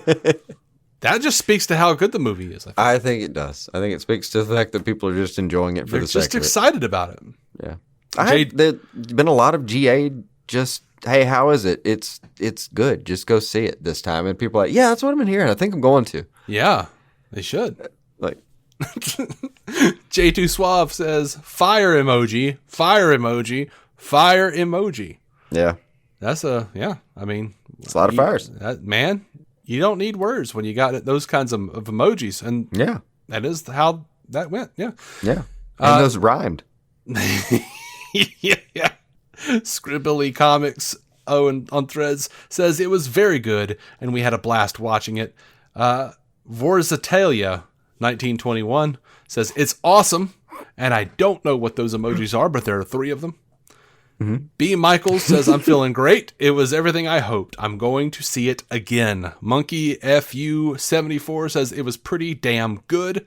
Scott Bachman was that one of the monkeys from the dude and from the film? Oh my god. Okay. So I'm sorry, Scott. We're gonna have to talk about the monkeys real quick because I forgot to in the first review and I forgot to now. And you had to bring it up. So like, okay, am I crazy or? I mean, all those monkeys are going to wind up with Grodd on that in his fund. Yeah, you think, right? That would be great. I don't know what you do with what looks like thousands of monkeys that are hyper intelligent for monkeys. Yeah, probably not unintelligent for humans. It looked like, or at least they have one very specific skill set with that brain. That's I don't know what you do with all those things. They seem playful. Yeah. Them in crypto are having a good time. Seem like decent-natured monkeys once you get them away from a keyboard, like many of us. Yeah, man. I was thinking about that after the first time, and I was like, oh god, they're gonna wind up being under Grodd's rule. I would love it. Or maybe, or even just what if they get like polarized by the whole, like they understand enough of that we were used against Superman. I won't have so like they show up later in a Grodd film as like a little secret army. No. There's a private army fighting Grodd from the inside the whole time. Yeah, fun. They have incredible communication skills. That's how they've won this whole time. Scott Bachman, I think that's how you say his name. Scott Bachman or Boffman. Says, all right, and now here's my spoiler-free review of Superman. David Cornsweet had the unenviable task of picking up the cape and donning the big blue tights for the most recent outing of the last set of Krypton. As a relatively unknown actor, he didn't have a lot of expectations heaped upon him by the public, and he hits it out of the park by portraying the Man of Steel with a lot more emphasis on his man portion. And by that just sounds like you're talking about his dick, man. There's some emphasis on his man portion. We got some man. That man portion's got some emphasis on it. Let me tell you that much. And by that I mean the super is a human being first and a superhero second. For my comic book nerds, this is more of a Silver Age Superman. He's got more weaknesses than we're used to in cinema versions, but while seeing Superman bleed isn't that much of a shock, the physical weaknesses aren't the main point of the story. It's his emotions that make him weaker this time out and therefore more relatable. His interactions with Krypto, Jimmy Olsen, Ma and Pa Kent, and of course Lois Lane give the movie something a lot of superhero films have been missing for a while these days: heart. And speaking of Lois Lane, my goodness, Rachel Brosnahan was born to play this role. She is absolutely a spitfire, and when it comes time to be amazed by her man, but still be tough as nails, she is incandescent, and how she glows on screen when the chips are down. The Daily Planet crew and Justice Gang round out our cast in excellent form. Nicholas Hoult menaces as a 21st century Lex Luthor who is totally based on some billionaires with political aspirations that you might recognize, and he and his villainous crew are the perfect foils for Superman. But the real message of the film isn't so much that evil must be opposed as that we as humans need to return to a time when we did the right thing, when we did the decent thing and cared less about ourselves and our online reputation or personal gain than we did about helping our fellow man. Because in the end, we're all more alike than we realize. We get up each day and we try to do the best we can. In the end, that's our greatest strength, and this film holds nothing back when it tries to go for that great, totally corny, yet totally correct message of helping people. Because deep down, we see this original superhero, and we all want to be Superman. But as an alien, an outsider, most of all, Superman wants to be one of us. Lots of comic book characters have messages they want to teach us. Batman shows us what it means to be resilient. Iron Man shows us what it means to be intelligent. Spider-Man shows us what it means to be a good neighbor. But Superman shows us what happens when we aspire to be more than we are. 4 out of 5 stars. Thank you, Scott. Yeah. I'm almost surprised it's 4 out of that after that. I know. It'd be great if he was like 1 out of 5. 3.5. Solid 3.5. I'm not much for the inspiration. Yeah. Scotty, BJ GN Spicoli, over, I don't know where that is. Probably X. Says, in the quest for peace. Yeah, this is Twitter. In the quest for peace, Superman is trying to stop war, while Lex uses a lock of Clark's hair to make an evil Superman that speaks with the voice of Lex Luthor. And also there's a hot young guy who gets lots of screen time. I'm going to take that to be pointing out that this movie kind of just did Quest for Peace, but well. Very, very well. Yeah, okay. That makes more sense. I thought there was another half of that sentence that didn't quite hit, but that makes I think that's the answer. I don't know about the hot young guy who gets lots of screen time, but the rest of it. Jimmy? I don't know. I don't know. Andy Xavier on Twitter says, I think it's one of the best movies of the year, if not the best one. I think I may have put that somewhere higher up as well, so I apologize for saying that one twice.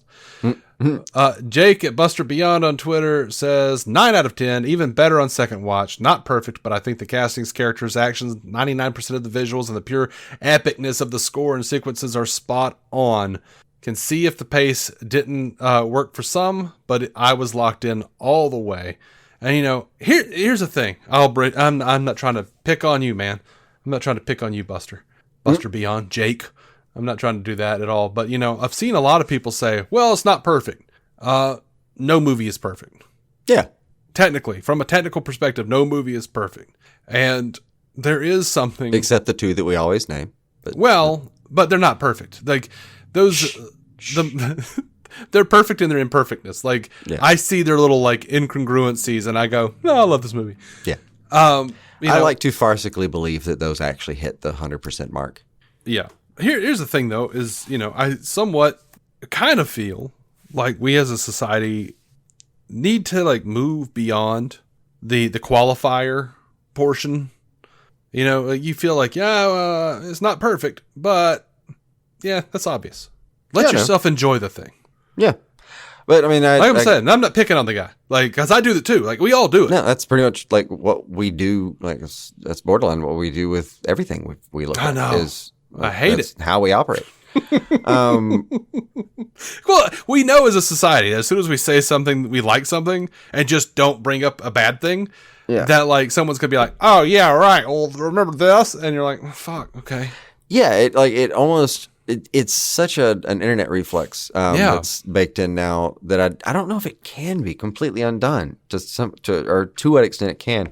Right. There's like the earnest internet side of things, I guess, but yeah, I feel like maybe especially, or definitely especially after everything, but even in the wake of everyone being very positive about this, I still get just being like, I know there's a couple flaws, but here's the thing. Yeah. I mean, it's not like a total internet thing either. It's like I went to college with a guy who, like everything he said was there was like 15 qualifiers and everything was like maybe, probably, possibly. So if you ever like said, you were wrong, he's like, nope, I wasn't wrong. Yeah. No, I said maybe. Yeah. I'm like, Jesus Christ, man. I think once you were able to make these little micro communities that, are like any discussion or chat you have online is a micro community where a bunch of people come together that would never physically have otherwise done so. And in all those, you end up just with the basic jackassery. And you have to like lay out these basic disclaimers of how to do things now. It's like the fucking EULA agreement of life. Yeah. Yep. Pretty much. Andre Sparks. I wish for it to go away. Andre Sparks says to us on Facebook, "This is a human movie. A movie about how we as people need to treat each other on this planet. Again, Superman isn't Superman because of his powers. He's Superman because of what he does with his powers. His actions and choices make him who he is. It's also a story about nature versus nurture, blood versus found family. It's really beautiful if you pay attention." I feel like he's attacking us. Like, we weren't totally on the fence, over the fence in the good direction. Whatever. This was definitely how Superman is supposed to be. He inspires hope and to be better. He inspires the Justice Gang to be better. Lastly, spoilers here, to make up for Zack killing Jimmy in his movie, Gunn said, "I will make Jimmy a chick magnet and be a part of solving the problem of the movie." So he's basically part of the team. Yeah. The actor said he hopes to be more in the field with a camera in the next movie. Thanks, guys, for all your hard work. Thank you, Andre, for all of your hard work. Andre Sparks is one of our listeners who... been around. Dude, like, Andre does, like, he picks up slack where we fall off. Like, Andre is, like, Andre's over here posting news stories and shit to the DC On Screen group. Like, hell yeah, thanks. Like, sometimes, like, I'll, like, be like, oh, what's this notification? Oh, I didn't see that news. Oh, thanks, Andre. Like, Jesus, God. Like, Andre's the shit, man. Andre, man, we could do the job without him, but it wouldn't be nearly as fun. Right. That's the whole point, too. Love you, buddy. Thank you for always writing in and shit. Yeah. That's been the vibe of it, though. It's like there's just people have walked away from this movie wanting to be better people for the most part. Like, genuinely have actually wanted to leave being a better person to people around you. Right. And then just like in church, as soon as you get on the road, that all goes away. Yeah. You're like, you motherfucker. It's a limited time offer, like so many things, but like it's been a vibe. And it one that has lasted pretty long so far. People are still very much in the moment. It's great. Yep. Brooklyn Batman says, "I really liked it, but I wish the Justice Gang was given a bit of a backstory." Oh, it's coming. It's coming, Brooke. No, it's coming. Yeah. I also feel like it definitely could have been a bit longer. I say no. I don't want any more length Brooklyn Batman. You know me and my bladder. Yeah, there's that. I was pinching it now. I was like, oh mama. Yeah. I feel like I did that's I talked about that pretty thoroughly earlier on about what would have happened if we'd added that. I still don't think I would now. Now that we've even talked more, I still don't think I would add it. Yep. I don't know. Jolting Master 16 says, "It's a valid take on Superman, but the twist that Jor-El and Lara was not actually too ambitious and needs to be retconned." I don't think it needs to be. Additionally, everything in a way is retconned somewhere. Yeah. Additionally, a DC Elseworlds project with Cavill as Superman is a sequel to MOS, Man of Steel, needs to be greenlit. Dude, I want to see that as an Elseworlds project, but some ways down the way, I want to see this get steam. I want to see the DCU get some steam to it, and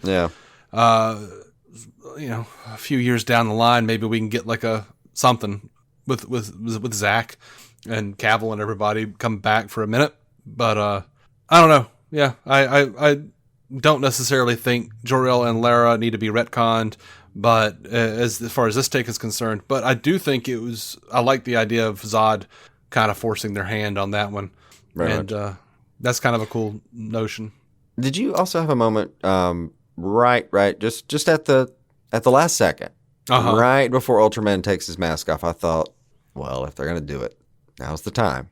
What, the Cavill? Yeah. Yeah, we talked about that in the first review. Okay. We did. But yes, absolutely. There was a point where I was like honestly, like he starts to do it. There was a drum roll in my head. You know what I mean? Like, And if there is, like I said, I think the last time too, if there is a real disappointment, it's that I knew it was going to be Corn Sweat. I didn't want it to be, because I wanted it to be something like bigger. You know, I wanted that reveal to be like, oh shit, it's Dean Cain. You know? yeah. It's just Dean Cain. He's like, you immigrant motherfucker. No, if you've been paying attention to the news, you know Dean Cain's been making a stink. Right. Because he's that guy now. Yeah. Or has been for many years. Yeah. Why they killed him off on Supergirl. His Superman literacy is piss poor these days.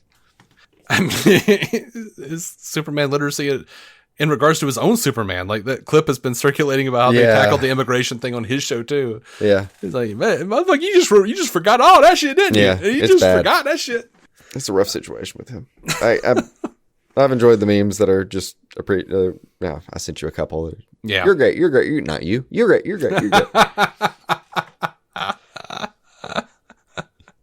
Love him.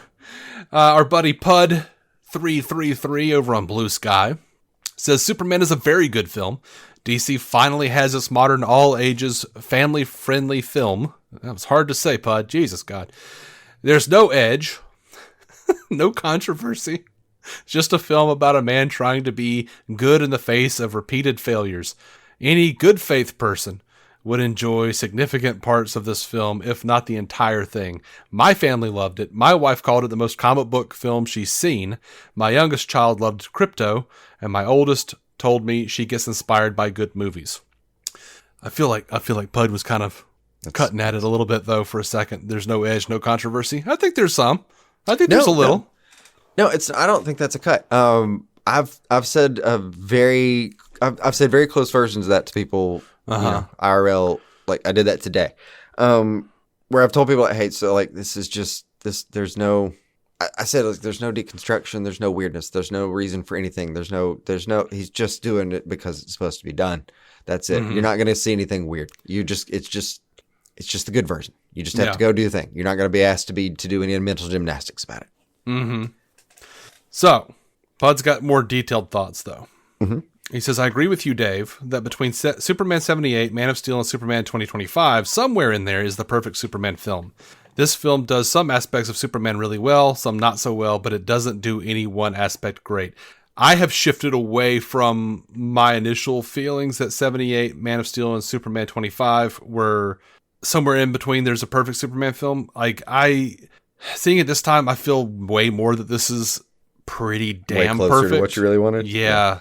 Like, really, at the end of the day, like, if maybe if like Lex could have been a little more Clancy Brownish, but that's just my weird little preference because I love the animated series and I love Clancy Brown. Like, maybe it could have, there could have been a little more majesty, a little more like, but then again, we've never gotten the relatability. Yeah. Quite like we have in a film. On both of those characters too, because there's little moments that were like I know this sounds stupid, but after the first battle, but they go back and they kind of have like an after party in their little skybox, and it's like Ultraman's just kind of standing around. They borderline standing around with like water cups and little sodas and a slice of pizza or some shit. Like just they're chilling on the controls. In a way that was weird and really intriguing. I don't know what it was about that vibe that I really liked, but there's little moments of relatability like that I don't know if we can have them both at the same time. But at the same time, you did get the majesty. We're zooming out on this thing where you see how fucking much money Lex has and how much control and power he's already got in place. while I'm seeing him lean casually against the counter and talk to his other guys. And by the way, something in the relatability, Mustache Dude. One of my favorite parts about that is how much he goes right the fuck at Lex. I mean, he's not going. No one's kowtowing. Yeah. They're coming at Lex, dude. We fucking are gonna die. Like some of them, yeah. Like, but initially they are very much like, "Yay, let's clap!" and like, "We really did it this time." yeah. He's very much in charge. But like when it comes down to it, there's more teamwork in there. There's less of Lex just saying, "Shut the fuck up and do what I said," than I thought. And I really liked that choice too. Mm-hmm. And here's something I loved both times. He knocks the pencil, the glass with the pencils in it, and he's like, "Pick that up," and everybody's picking it up. And then, like, as they're getting done with it, like, he's like in the middle of something else and just like looks over. He's like a cat. Yeah, like a cat just like looks over and like sees another cup and just like knocks that one off, so they have to pick that one up too. Like, you are a piece of shit, dude. Yeah, and it was a little surprising because of how much Gunn and Holt have talked about how they love Michael Rosenbaum's Luthor from Smallville, and I can't see him being as malicious as this. I really can't see him being this character. Same time, this Lex is a lot of fun. You know, someone pointed out too that, like, once again, this is about land. Was that you or somebody? I think I might have mentioned that. I can't remember. Like, he never goes like, "Land, my boy, land." Yeah, it's another map. At least this time, the trick was that the land was the side gig. Oh my God! But someone pointed out that they made Otis's last name Berg. I don't know what does that mean. When Lex was showing the map in Superman 78, he was like, Lexington, and he's like going on, and then he like goes, "Otisburg." Wait, yeah, Otisburg. It's just a little tiny place, Mr. Luthor. Otisburg. Yeah. They actually just made Otis's last name Berg. That's fantastic. Yeah, I think I remember mentioning this one in our 78 review, that like there's something about that scene that I think is funny, that where like he gives him shit about Otisburg. Like they do like a pretty classic comedy beat there, and like and it's like Tessmacher Peaks or some shit, some titty. There's titty joke, some tit reference over there, some 70s tit reference, yes, and. But he doesn't tell him no. Right. I fully believed after that guy. I don't remember if I mentioned this to you. I fully believed after that conversation that begrudgingly he drew a little circle and went, "Fucking Otisburg. I can't believe he named it that," and gave him a little tiny little thing. Feeped him. Yeah. Anyway, Pud says, "The good love the Fortress of Solitude and the robots. WB is going to make a ton of money off crypto." By the way, love that Alan Tudyk gets to say Superman first. Yeah. And by the way, if you're not watching Resident Alien with Alan Tudyk, you should absolutely watch that. Stop everything and do that now. Yeah, like the first 3 seasons, 2 or 3 seasons, I don't remember what it is, are on Netflix, and then like the current season is airing on Peacock. And it's also airing on USA. I rarely see something in season 5 that I'm like, oh my God, I think y'all have really... I think they're in season 4. Yourself. They're in like the season they're in now, though, like season 4 or 5, and now I'm like, I've never seen someone peak so many seasons in. Y'all got a better handle on the show than you did the whole time. Yeah, they're doing well. This is a good show all across the board. Anyway, Bud says the entire cast is great, even the smaller roles that went nowhere. Corin Sweat is Superman, and Brosnahan is the Lois Lane. God, I agree with you on that one. It's over for anybody else that's going to do that now. I am so sorry. I am so sorry for the next 100 years of Lois's. Yeah. Nathan Fillion has the ultimate face you want to punch? Absolutely, he does. Again, the casting. Oh. Did you notice this time that when she says that the haircut should be against his vows, he says, "There are 347 chicks who disagree." Like, he knows his body count, man. He does. I think it was 348, I want to say, even. Something like that. But he knows his body count, first of all. And so I caught the body count on the first one.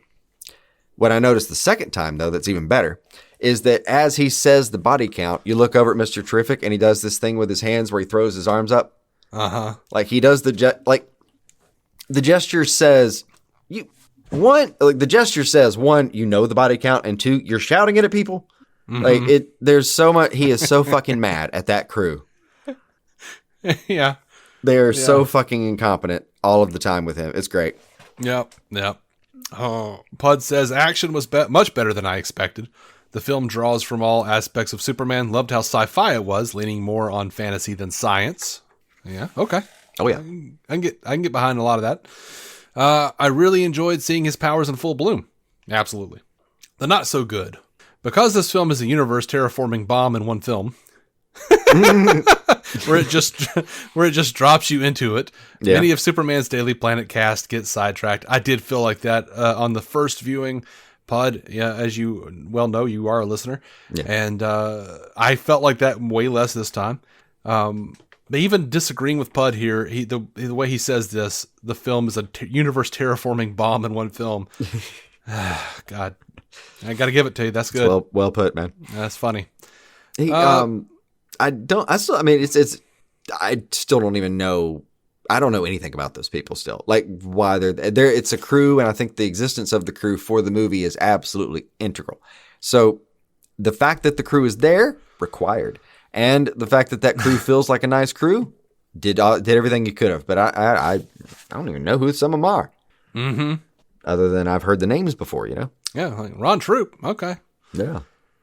Which, I mean, to be fair, he, pretty much like had the same role he usually has in the comics. He's like the black reporter, just there, yeah, who's in the background. Like that's his role. Like there aren't many stories about Ron Troop. No. Well, even Cat Grant here. What I mean by that is like, yeah, I know who she is, but like you didn't tell me anything about her. I don't know who she is here. Right. There are some shots where there are some scenes where she's talking and Lois is not listening and they're fading out of her audio. But yeah, once this thing goes to streaming, I will be like trying to hear what Kat is saying. Really, just zoning in on it. Yeah. Pud says, I did not like this version of the Kents. I appreciate that these are parents people actually know, but it was too generic and broadly sketched for me. I can also still appreciate that. I think it's just going to be a dividing line on the Kents, it looks like on this one.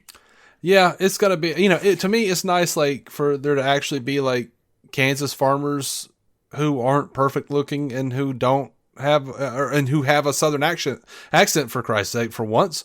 Yeah. Like, all these other versions of Superman, it's just all a bunch of people that sound like they're from Hollywood.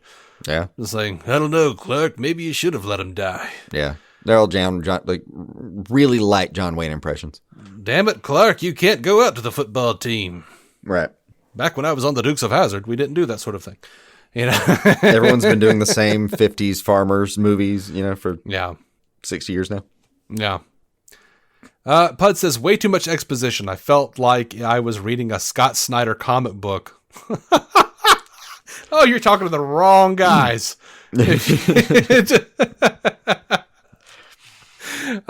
Just blocks and blocks of text. There is a lot of fucking... It takes a while to read those compared to some other ones, dude. Yeah, but when I'm reading a Scott Snyder comic book, I'm like, yes, pour it into me. I know. It's all very good and should be there, but he's not wrong about the volume. Yeah. Now, by there's a version of this where he would have said an Alan Moore book, and I would have been like, oh my God. Because it's like sometimes reading, not every time, but sometimes Alan Moore gets on these kicks where like you'll pick up an Alan Moore book and it's just like all the word boxes are like oh my God, it's like fucking Victorian era or something where like everything is perfectly crafted. And I'm like, I don't even know what half of this is saying. Yeah. Because not only is it doing that, it's talking about fucking magic and like quantum mechanics and shit. Yeah. And it's like, oh my God, like, like and he'll pop off and do it in like weird the metaphysical shit. Prince Valiant or some shit on top of that, just to make it extra weirder to digest. And then you're like sitting there going like, I don't understand why he and Grant Morrison don't get along. Have really more in common than you'd think. At the end of the day, I'm still sitting here going, what is this? Just water and another kind of water. Like, what is this? Oh, either way, here's Abby Arcade eating a potato off of Swamp Thing's crotch. And right. Okay. Saga of Swamp Thing, y'all. Saga of Swamp Thing. Psychedelic sex potatoes. It's a thing. Or just Animal Man. Just Yeah, there's that too. just so much there. So much there. So yeah, he says, felt like I was reading a Scott Snyder comic book, just blocks and blocks of text, which meant the film never breathes, and it short shifts the emotion. That was the weird thing, though, is like I felt way more emotion this time. That was that I'm wondering. I feel like I'm blaming me mostly right now for my viewing experiences for a second, because I really very much felt that way after the first viewing, and then on the second one, I was able to get more into it, and some of that went away. Yeah, he says the emotional moments would have been better if the film had an extra 10 minutes.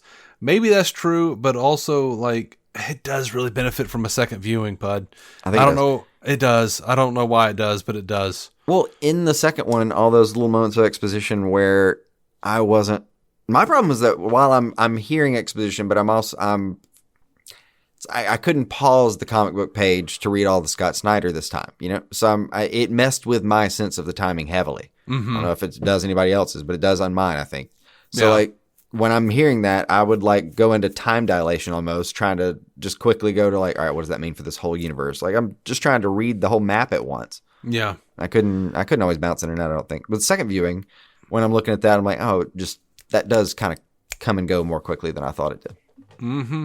Bud says the emotional moments would have been better if the film had an extra 10 minutes. I think 10 minutes is overkill. I think maybe 3 to 5 minutes. And I say that because, I've done editing. Man, 10 minutes is a long time. It is a good chunk. I could definitely see between 5 and 10, though. Like, I need a couple more. If anything, I need a couple more moments. Because he says, the next thing he says is no grandeur. They attempted at the beginning with the fortress, but after that, it is glaringly missing from the film. I think it's there in little moments. I think it's there in bridge. The bridge. There are little moments here and there where they hit it. And I could have used more, but not 10 minutes. Like, I'm saying, like... Well, I wouldn't want to stop and make it a Nolan film for a second. Yeah, no. Just mid-movie, by any stretch. Yeah. It's which I know is not the request there, but still, I think somewhere between 0 and 10 minutes, that'd be fine with. 10 being the absolute max and 0 being perfectly fine. I've followed Pud for a long time. I think he does want the Nolan. A little bit, yeah. No, he says ultimately a Superman film isn't necessarily about the technical filmmaking. It's about how it makes you feel. And for me, it made me feel good. True. As a film, I like Man of Steel better because it has everything I generally enjoy in movies, including no-win situations, the drama, the stakes, the reality. As a pure comic book movie, Superman is better. Thank you, Pud, for writing that. And I did ask, and I went out of my way because I don't post really much on Blue Sky, and that's where he is. Mm-hmm. So I did go out of the way and be like, hey, man. But here's the thing, though, is, maybe I'm weird, but I know I know they're movies. So, like, when I watch Man of Steel, I never felt any stakes or no-win situations or drama. Like, I'm just like, it's like I'm analyzing it. Like, I'm... like I'm a robot, just like, yes, no, that doesn't work. Yeah, so like, I think that messes with definitely messes experientially with it. Like when you're, I don't mean to be that way. I just that's who I am. But you can have two different interpretations. Like you can watch a moment like in Man of Steel where he's sitting there when he's gripping the head. You can, he's got the head, the family's on the wall. You can be focused on how much the family has. You can spend time in that moment worrying about the family and how they're innocent here, and just. Doing the math of whether they're going to make it and doing the math with Superman in that moment. You can focus entirely on that in that second, or you can focus on whether making Superman make that choice in that moment was good for the film while watching the film. Mm-hmm. And like, I don't know, I bounced a lot in between those two modes watching this one. Yeah. Like I generally... The first time. Second time was a lot better.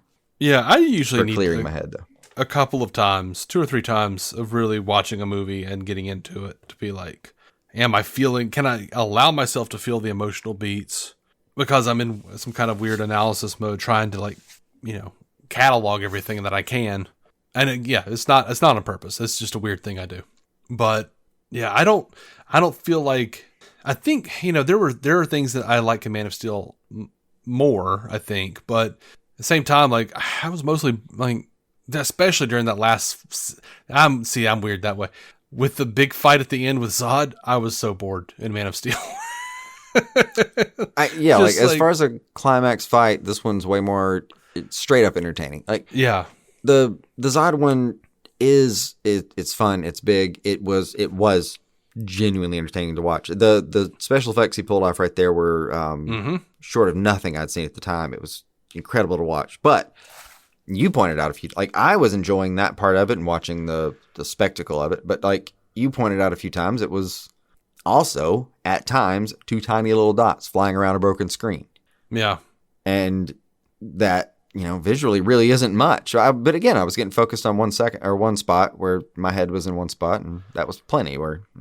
Yeah, and it was also, it kills me, like people who are like super against Man of Steel and Snyder stuff will post these like videos of the fights, and they like go out of their way to like, they will take it and put it into an editing software and lower the lighting to make their point. And I'm like, you don't have to do that. Yeah. The movie is dark enough. It was already 20% down from any other shading, man. You did not have to add.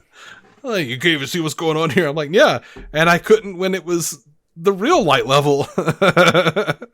Especially since like Zod and, I mean, you got 2 white guys with dark hair who were wearing the same suit. No, I had a hard time. Like, one of them had a goatee. That was it. Yeah. Like, so like, that's kind of got like the same effect that I used to have with like Transformers films, where I was just like, these are just like pixels, like transforming pixels fighting each other. And I don't know what I'm looking at. I'm sorry.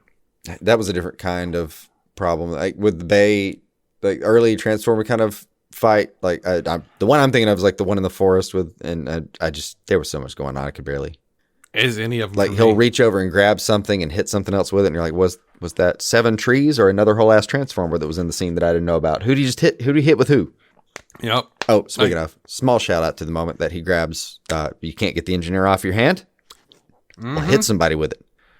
Yeah, dude, I noticed that this time where he's just like he's twirls in the air and slams her ass. Doing the full like. Whew, that must have hurt, man. Doing the full like Hulk puny god Loki thing, but also just like doing it while fighting Ultraman, just like hitting an Ultraman with it. Oh, it's wonderful. Imagine being slung that hard into another person that feels like that. Oh man, like there's a moment in the movie where they're basically like, oh, and by the way, really fun to watch Luthor for a second. When you watch I watched 4 at the second viewing, and yeah, he tears up when Angela's in trouble. He has a real human moment when Angela's in trouble. He calls her that. He's worried about her for a second there, which is it was just nice to know that that's in there somewhere. That it's not complete calculus with him. There's even a nice little pullback when he's giving his little monologue in the fortress about how he's like, I don't like metahumans, but it's fucking alien, Yeah. And she gives a clunky line where she's like, yes, it's very expository, where she says something like, yes, I know. I sacrificed my humanity to rid the earth of it. Yeah. But there's about 3 clunky lines in the movie, in my opinion. That's one of them. Yeah, but it's a little clunky, but also like it wins me over again because of the way he reacts. Like it's very subtle, but it's just sort of like, oh yeah. So not only am I sitting here talking about how I hate metahumans, of which she is now one, but she sacrificed her humanity so that we can get rid of this alien for me. I probably shouldn't have said that. Okay. I'm not going to say that because I'm Lex, and I'm going to be like, okay, well, can you do the thing? Fine. Yeah. But yeah, so nice little reminder to him, but also it felt a little clunky. I don't know. What were your other clunky lines? You know what? There's like one moment with Lois where she just adds, I'm forgetting what. God, there's some. It's not even a clunky line. There's just something in the middle of it where she like throws a couple of words in that make it sound. It's something about the way she's saying that the guy from Barovia came by to just ask about, demanded Superman's presence. I forget it was something about that line that was just, it had a couple extra words in it that felt weird coming out of her. And that's why I was just thinking it might only be 2. It might just be like that one that I was like, I would have reworded that a little bit. And hers that feels a bit. Oh, the other one that was the other clunky one was the mush one that we talked about before. Where I thought like, mush. I would have probably redone mush a little bit, but like, yeah, I'll stand by mush. Yeah, I like mush. I think that's probably it as far as clunky lines went though. there wasn't really much here like none of the script feels like it was not a natural or organic thing that on top of that feels like it got worked on while they were on set a good bit. Mm-hmm. He does direct that way. He does. Yes. Very much seems to. He's people really have seemed to work with him. And by the way, just to cap off Corn Sweat a little bit, I'd mentioned to you yesterday because I'd gotten into this. I almost think that Had Gun, like Corn Sweat, when I'm watching it, like after a couple times, I got to think about it. It was something about like you sent me this video of just him hanging out with. It's like him and Lois on Sesame Street. They're doing couple bits with Elmo. Yes. It's stupid, but it made me laugh. Like it. And like she flies away. Okay, great.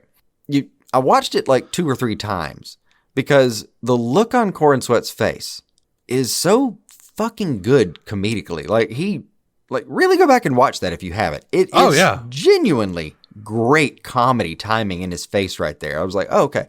So like Emma fucking Stone at the end of Birdman. Yeah.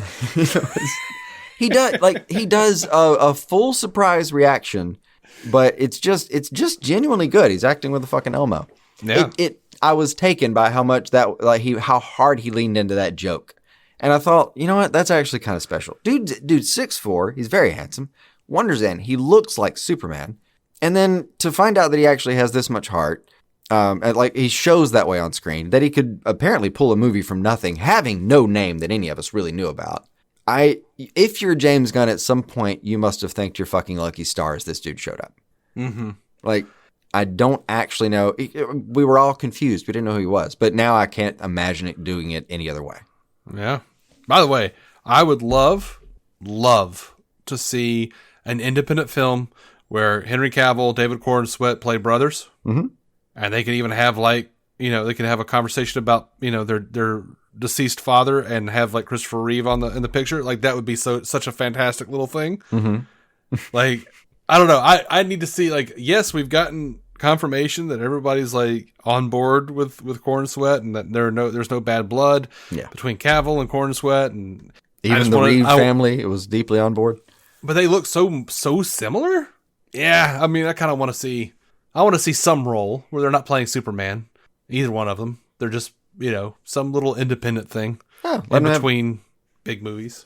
Well, let them have an indie film where it's older younger brother, and they literally just one can't play the role anymore, and the other one's getting to play the role now, and then just for fun make it a jealousy thing because of the length of the show and how it hit, the younger one got it, and it's all popular now. Mm. And the older one just sort of has to be like, I mean, I'm happy for you, but goddamn. Yeah. I don't even know if I wanted that close to it, Bring Tyler into it. I mostly just want to see that because I want to see how Cavill feels, because no shade whatsoever. I just genuinely, I think about this a lot when I've watched all the behind the scenes and stuff. Cavill himself seems like such a joyous person that like it hurts my heart a little how much he would have enjoyed this kind of press tour, Mm-hmm. He would have soaked up all this positivity, I feel like. I feel so bad for him because I'm like, what like witch did your great grandfather piss off? Like every fucking franchise except for Mission Impossible, has fucked him thoroughly. He's not done well at the box office, or he's done well at the box office, but the critics happened, shit on him. And even like but you know what? Like the Mission Impossible, I'm like, yeah, that one did well, but you know what? They made it where you had to keep that mustache for the reshoots of Justice League. Yeah, I still kind of borderline refuse to watch it because of it. He left The Witcher because he didn't like where it was going. There's like all these things for this, like, Man from U.N.C.L.E. didn't do well. Like I don't know. I just feel bad. I just feel bad for him. He missed Bond by just a hair. I think in a couple of casting runs, I want to say. Oh yeah. He has for his talent and how I'm under the impression that he seems to be a decent person. It's like every time you say that about something that any celebrity, you should basically disclaim it with a timestamp and date. But seems to be an okay bloke, and I've liked his work. So when he had that Leftovers also. Anyway, he's had a lot of products that have gone for a long time. But yeah, something that just as like a out of the park, nothing's going to go wrong. Let's stay in this pocket until it's over. I don't know if he's had that. Yeah. Maybe the Warhammer thing will work out for him. Yeah, maybe. That's the one he's most passionate about anyway. Yeah, maybe. Hopefully it's good enough that I finally go back and play those games because they look fun, but I've never been interested enough. I think he's trying to save face a lot of times, but as far as like his level of Interest, passion, his level of passion and his level of disappointment with what happened with Superman, I think he's really disappointed. Like I think it probably still hurts his heart, man. Probably, and I feel bad for that. I very much do. And he got used in ways that are, and unintentionally, I think the studio, no one realized what they were doing at the time. But when we look back on it, they benched him as a bargaining chip that never got to be used correctly. Mm-hmm. Like he did so well that they wanted to use it properly, and instead they squandered it. No one realized exactly what was happening at the time. We covered it thoroughly as it was going down. We did. But in retrospect, it was so precious that everyone ruined it. I still want to take a bat after Walter Hamada. I know. What did you do? Why? Why were you doing this to him? Yeah. Because that dude just had something out for Henry, man. He just had it out for Henry. I don't get it either. And Henry didn't open the revolving fucking door for him, I guess. I don't know if I can know. I don't know. First time they met. Yeah.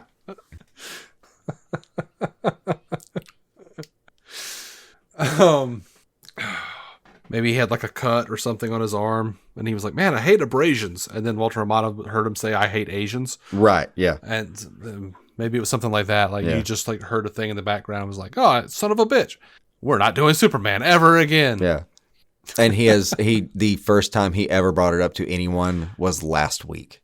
So he learned in private years after it was too late that was a mistake, a mishear on his side. He just, for some reason, never said a word to anyone. Assumed everyone else in the room heard it the same and never thought to bring it up. Wondered why they weren't more mad. Yeah. Or it was some kind of, luncheon or something. And he was like, yeah, you remember, I'm just imagining Walter Hamada as Larry David now. Mm-hmm. Yeah, you remember, you picked up the last role. And you kind of chuckled and you're like, oh, I'm carb loading. Yeah, that was the moment. I was like, carb loading for what, you fucker? You're fired. I'm not doing this anymore. Yeah. I didn't even get a role. That's what I was upset about. Yeah.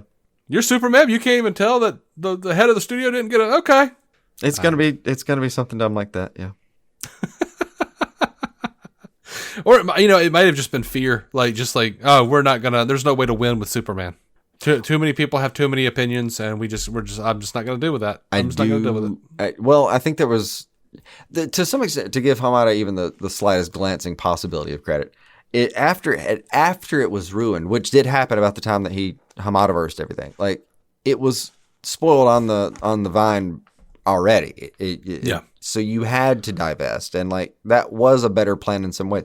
He had two options: pay that man and reboot. But at this point, you're overpaying because we all know what you did. We watched it in real time, and we know, and he knows, and you're going to have to pay the shit out of him now.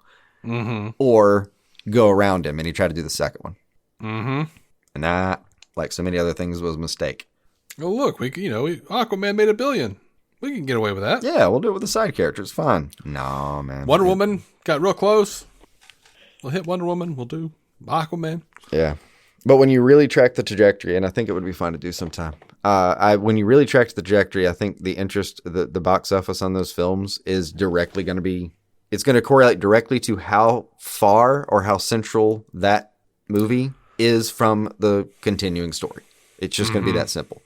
Mm-hmm. When we stopped, like when the movies got too far away and it was no longer like, what the fuck is the Justice League doing?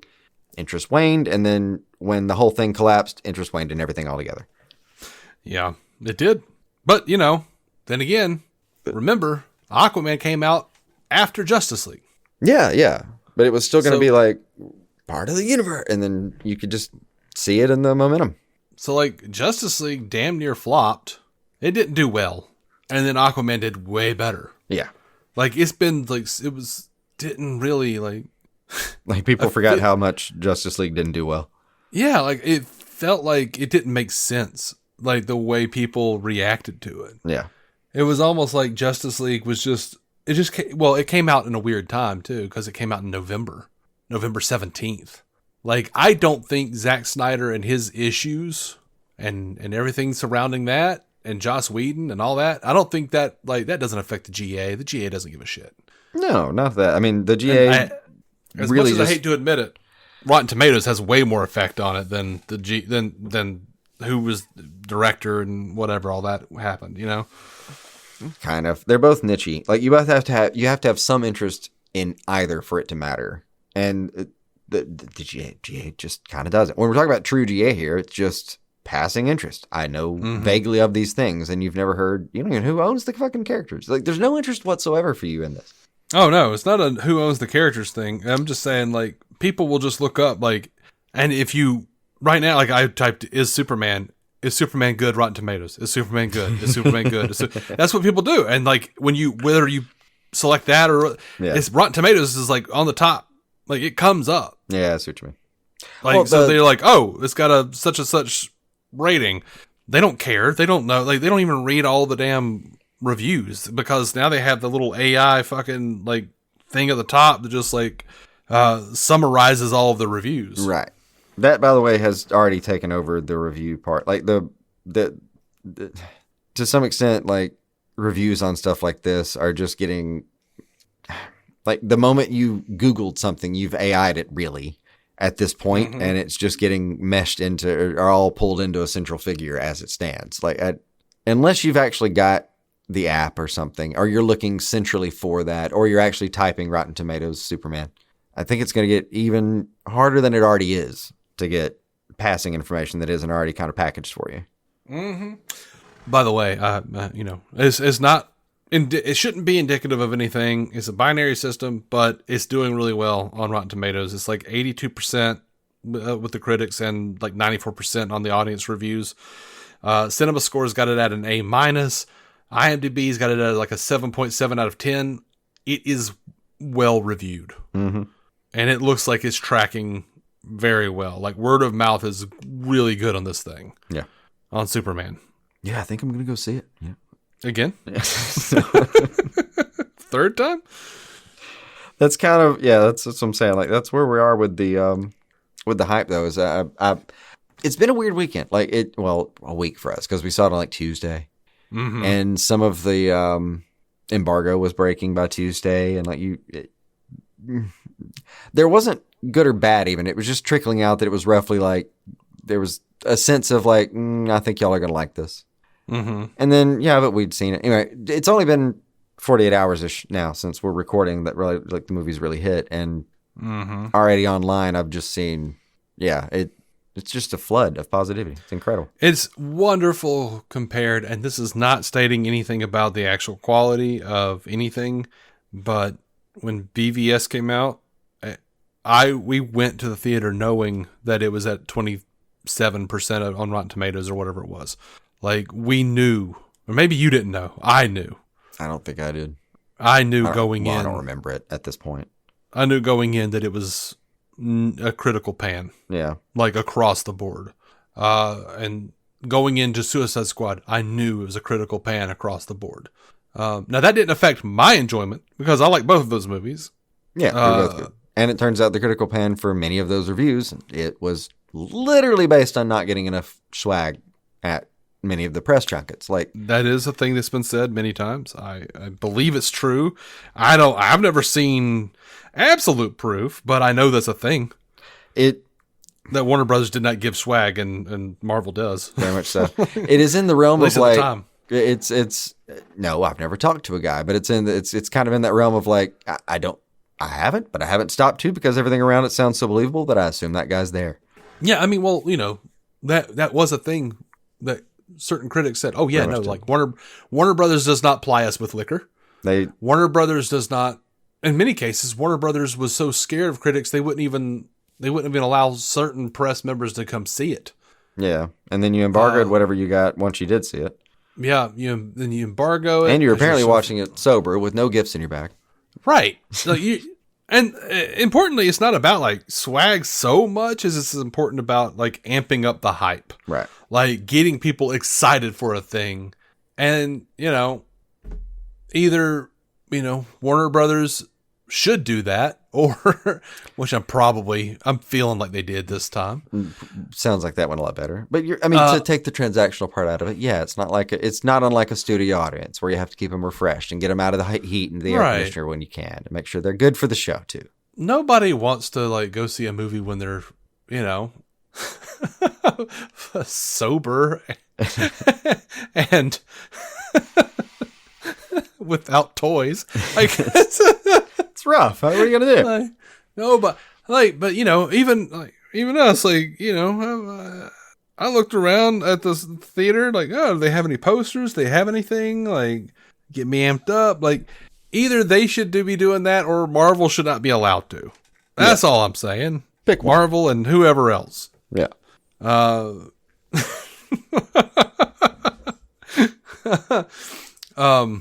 yeah, all that was to my point was, it's really nice to, go to a theater knowing that it's getting good reviews, and to feel like there's a thing that I can enjoy without having to defend it for fucking 10 years. Yeah.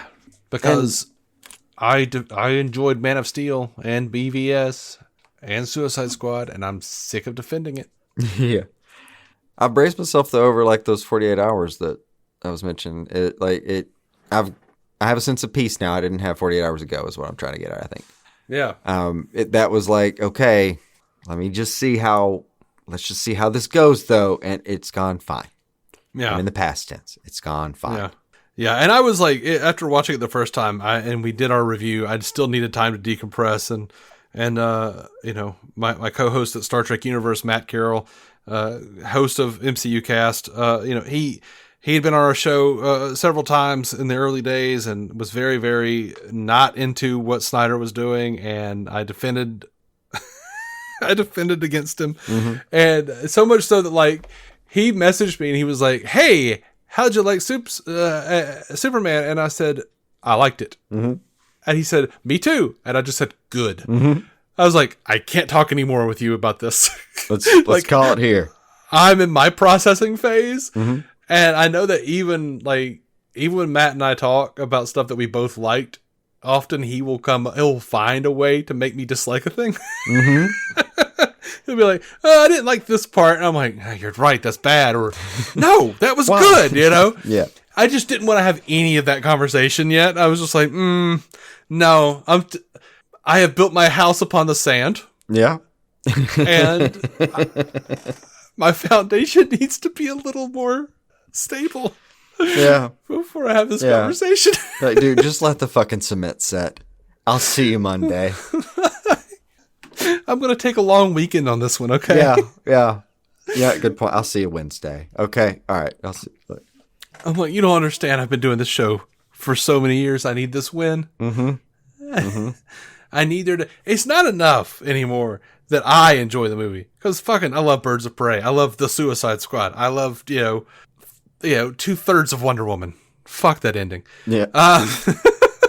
There's there are moments where I genuinely I thought about how much I liked Deadshot yesterday. Like there's moments on those that are still gonna be with me for fucking ever because they were that good. Yeah. But I just want that Marvel's The Avengers feeling for DC. This might be the closest we get. I don't know, but I'm enjoying it so far. I haven't thought to compare them, and it is very close. I mean, just in terms of like everyone coming together to go, damn it, what a great thing. To go, wow, check that thing out. Yeah. That was so good. No arguments, no fighting. Yes, I've blocked like 2 people who were like, "Oh, the shills are out." And I'm like, fuck you. Yeah. I'm no shill. They've given me nothing. Fuck the crazies this time. Let's have a good time. Like, let me tell you about what Warner Brothers has given me, all right? Yeah. Jack fucking squat. Like, Right. You know what? They even, there's all this stuff about DVD rot going around about, oh yeah, you bought these DVDs all these years ago. Here's the master list of the DVDs. And a bunch of these DVDs are rotten. And if you try to play them, they won't play. Well, of course, they did a bunch of that stuff with DC stuff. And, I, like 3 or 4 weeks ago now, I sent them, pictures of DVDs that I had to prove that I had them, and was like, here they are, like, so I can get replacement discs. Haven't heard a damn word back. I can't even get replacement discs for fucking things that they messed up back in 2006 that I purchased. So, I'm no shill. That's rough. Fuck a Warner Brothers, dude. Yeah. Yeah, we've been getting fucked by them as much as anybody. For just as long as they've been fucking people. We have Tell me I'm a shill. We have no unfucked privilege in that conversation with Warner Brothers. Like, I love it. I love it so much when people, like, will listen to something like this. Like, we have a positive review, and they're like, oh, you're a fucking shill. I'm like, oh, sweetie. Oh, you really did just now stumble upon this episode. Because we've been taking a shit on Warner Brothers for 10 years. For quite some time. Actually, and years before that, before we even recorded us taking a shit on Warner Brothers. Yeah. Like, many a night just going, why can't they do anything right? Yeah. And I mean, like, back in our early 20s even doing that kind of stuff. So it was like the early days of us just kind of working out the nuts and bolts even of like, all right, who owns what then? Like us having to ask ourselves these questions that we finally had time to sit down and really ponder now that school was done. All the other things were out of the way. Finally, I can figure out who does own the Batman TV series by Adam West. Right. I've always seen that name, Andrea Romano, but I've never looked into, Oh, no, I knew. Yeah. I knew that. That wasn't something I had to figure out back then. I knew. Like, I'm sitting there with like my little Batman Superman magazine being like, Andrea Romano, huh? Okay. Yeah. Well, Shirley Walker, you say? Yep. If any of those, well, I think Shirley died. If she did, yeah. If Andrea Romano happens to catch anything we've ever said, I just hope she remembers today that we all thank her for our childhoods. Oh God, yeah. Even our young adulthoods, I'm like Peter Weller and friggin' Michael Emerson as Batman and the Joker and Dark Knight Returns. Hell yeah! Like those are inspired castings. Yeah. She was a talent. Is probably. Thank you. I assume she's still working. She's.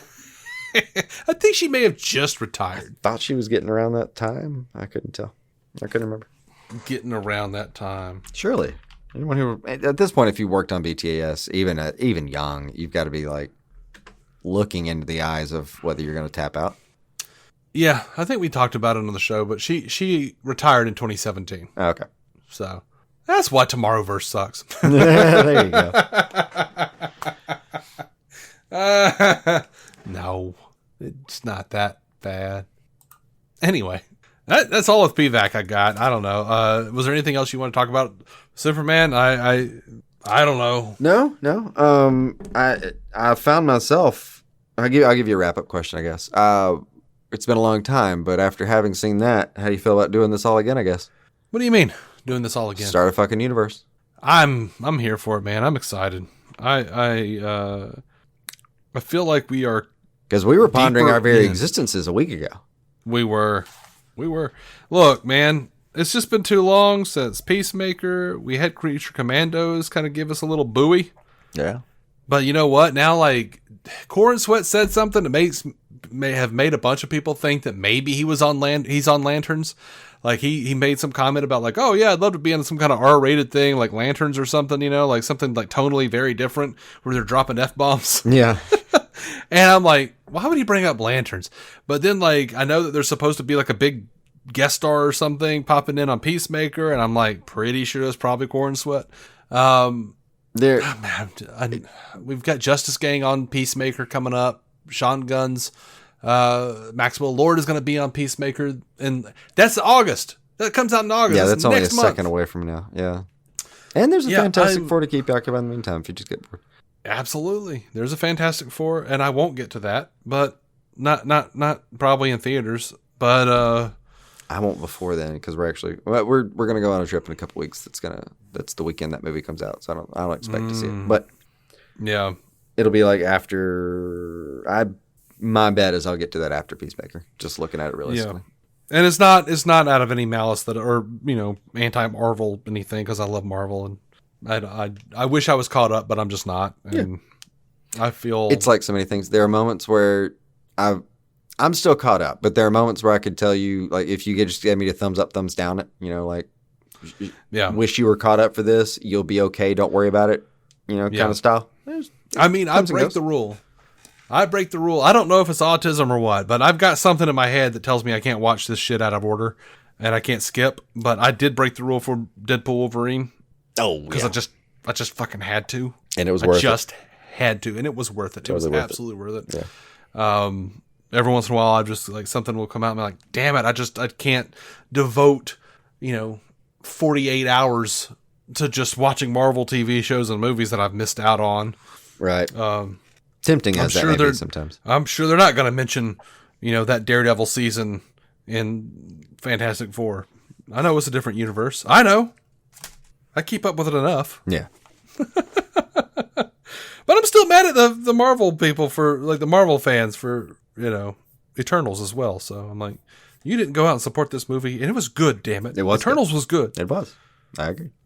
And now we're just going to ignore it, act like it never even happened. Right. In universe, and I'm just, it makes me sick. It's not like it was Inhumans, y'all. It was a good movie. God. Yeah, I got it mixed up. Anyway, I think that's it. I think that's all I've got. Yeah. Can't overstate how much I love this entire cast, and not our podcast, but the cast in Superman.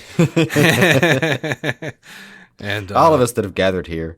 But I do love our listeners, and I love that you guys responded. Mm-hmm. So many of you, and I'm sorry if I forgot somebody.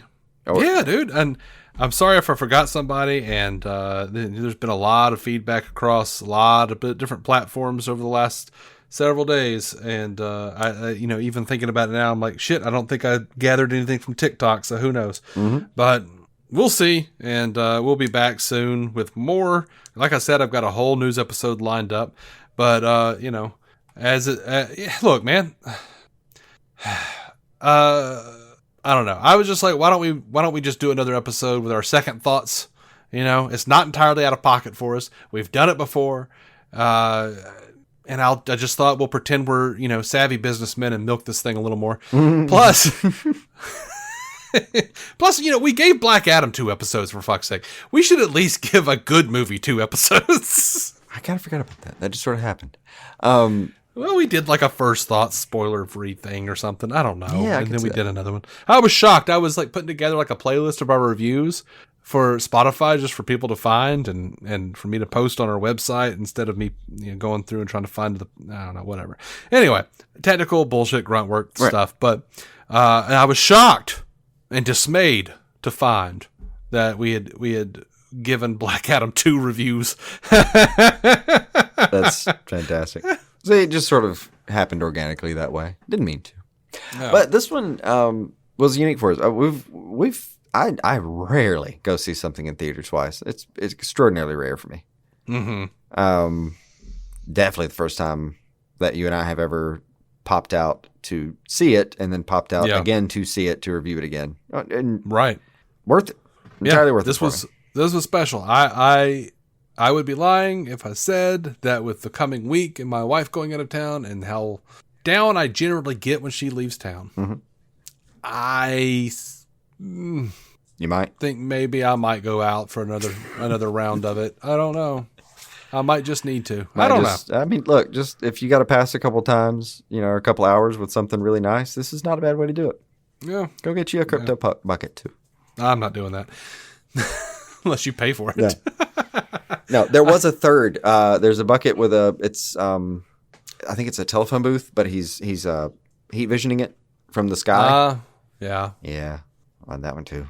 I'm not like addicted to popcorn buckets. I just occasionally I like swag, and I only get it from stuff that's like special. Like I only get stuff that feels special when it's special. Like, oh, cool, I'm at the theater and this is like a one-time offer. Yeah, I want it. And it's also cool. Sweet. I have a cup with a cape.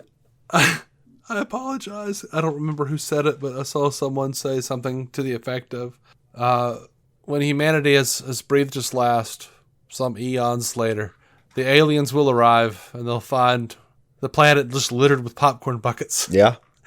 And they'll think,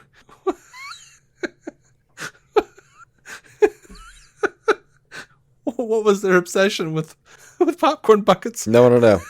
You know what's worse about that? Now that you say it, what's worse is if we just snapped out. If we were just if someone was excavating us, tomorrow out of nowhere and trying to figure out what it was we were into, one of the things you would find, like if you were just looking at it, you'd be like, well, they had a lot of these, so they must have really liked these things, not realizing that we sometimes have a lot of things because there's a surplus of stuff that didn't sell. Right. Yeah. Because they didn't have, they must be like, oh, well, clearly they were advanced enough to utilize some form of the Schliblschlab algorithm and know that, like, don't produce more than what is, you wouldn't think it was commercial like that. That wouldn't necessarily occur to you. It would just be like, well, they had millions of these everywhere. Clearly, they all loved the fucking Cats movie from a couple years ago. There was this demand. Yeah. And it was supplied, and then everyone died off. So Right. everyone loved this instead of people just making tons of shit because of projections. Yeah. What's that video game that got buried? They loved this one video game so much they buried copies of it in the desert, like a ritual of love. E.T. yeah. The extraterrestrial. It's like it was like a. That'll be a funny one for them to find too, if it's aliens. Yeah, it was a time capsule, for Christ's sake. They worshipped our kind so much that they thought this was special when they made it. Yeah. They're like, they buried a time capsule full of racist rhetoric. What the fuck is this? No, that would be fun, yeah. They don't see it as reverential at all. They're like, oh, yeah, I'll bet y'all didn't want us to find this shit. Yeah. They were afraid we'd find it before. Tried to bury it. I found that shit. Found your secret Meanwhile, notes. they've been beaming fucking Star Trek into the space for years. Yeah. And we're like, why do all these bad guys have, these aliens are bad guys and all of them have fucking human genitalia on their foreheads? Yeah. This is a great time to remind you that when we send out these like golden discs and shit into space, Voyager discs and shit, golden vinyls or whatever. No, We send stuff out. Some of it is audio that we've sent out into the universe. That's God knows how far away at this point. A few of them have gone outside of our system. yeah, But some of the farthest objects in mankind's history that are the farthest away from mankind at this point have audio on them, and one of them, one of them is a poem in Klingon that sounds like what you think it sounds like. mm-hmm. And I'd just like to point out over and over again how bad we are at managing our own image and how likely we are to be taken over or killed if ever engaged at all. Yeah. Hey, one of my favorite memories is Like, why would they send that? Just go kill them on spec. I don't even know if they even sent that out. Just don't even ask questions. Just go wipe them out. one of my favorite things, one of my favorite memories. Is working at pizza place, and one of my fellow delivery drivers, I was talking to everybody, and cause in the middle of the day, and we were bored, and we were talking about like, oh, what happens if the aliens invade? And I was like, I mean, it might be good, it might be fine, we don't know. They might be, benevolent. They might, be on like fact-finding missions, and they're like, oh, we're gonna finally like save you from yourselves, you stupid pieces of shit. I like turned to him. The guy's name was Matt, and I was like, "What do you think, Matt? If aliens come down?" He's like, "We're fucked." And Matt was a man of few words, And I just like howled, and he just like walked out. Yeah. It's like that was it. I did see him like a little snicker. It was so hard to make Matt laugh. You and I both. We'd tell each other about it later. Took great pride in making Matt crack. If we could actually get something visible out of him, we'd find each other later and be like, oh man, I got him with this. Check this out. Yeah. Anyway, we'll be back. Patreon.com/DC on screen if you want to help support the show. And you'll get the episodes ad free if you do the $1 a month. $5 a month, you'll get that plus whatever exclusives we put up from time to time. And if you join for free, you're still, part of the whole community there. You can respond to stuff. I've taken to doing some more like little videos, like asking questions or, answering questions. And those are done pretty well, but it's across platforms. So I've started uploading those to Patreon as well. And I upload those publicly, and they're free for everybody to check out, but since I am posting them for free on social media. But it is, if you don't want to like follow me on Instagram or TikTok and all this bullshit, you could just go to the Patreon, patreon.com/DC on screen, and you will get my social media goodness. Mm-hmm. So there's that. I don't know if you really want that. I still like the idea that, like, if you were just annoyed by how many ads over this 3 hours, it's not the last 3 hour episode we're going to do. Just go ahead and get on them no ad plans, man. I'm just telling you. Oh, girl. Just telling You you. ain't lying. You ain't lying. It just happens. That was an hour ago, and it said an hour 15 when I looked up a minute ago, Dave. Peacemaker coming Yeah. up. Pop, pop, pop, pop. Peacemaker Yeah. coming up. Pop, pop, pop.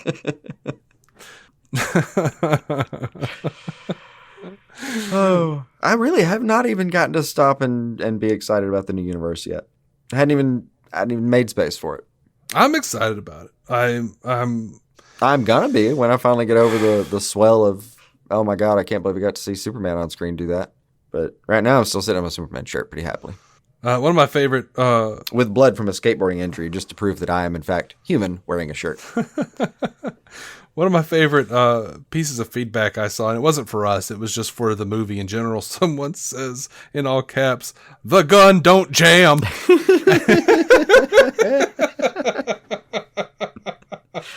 That's good.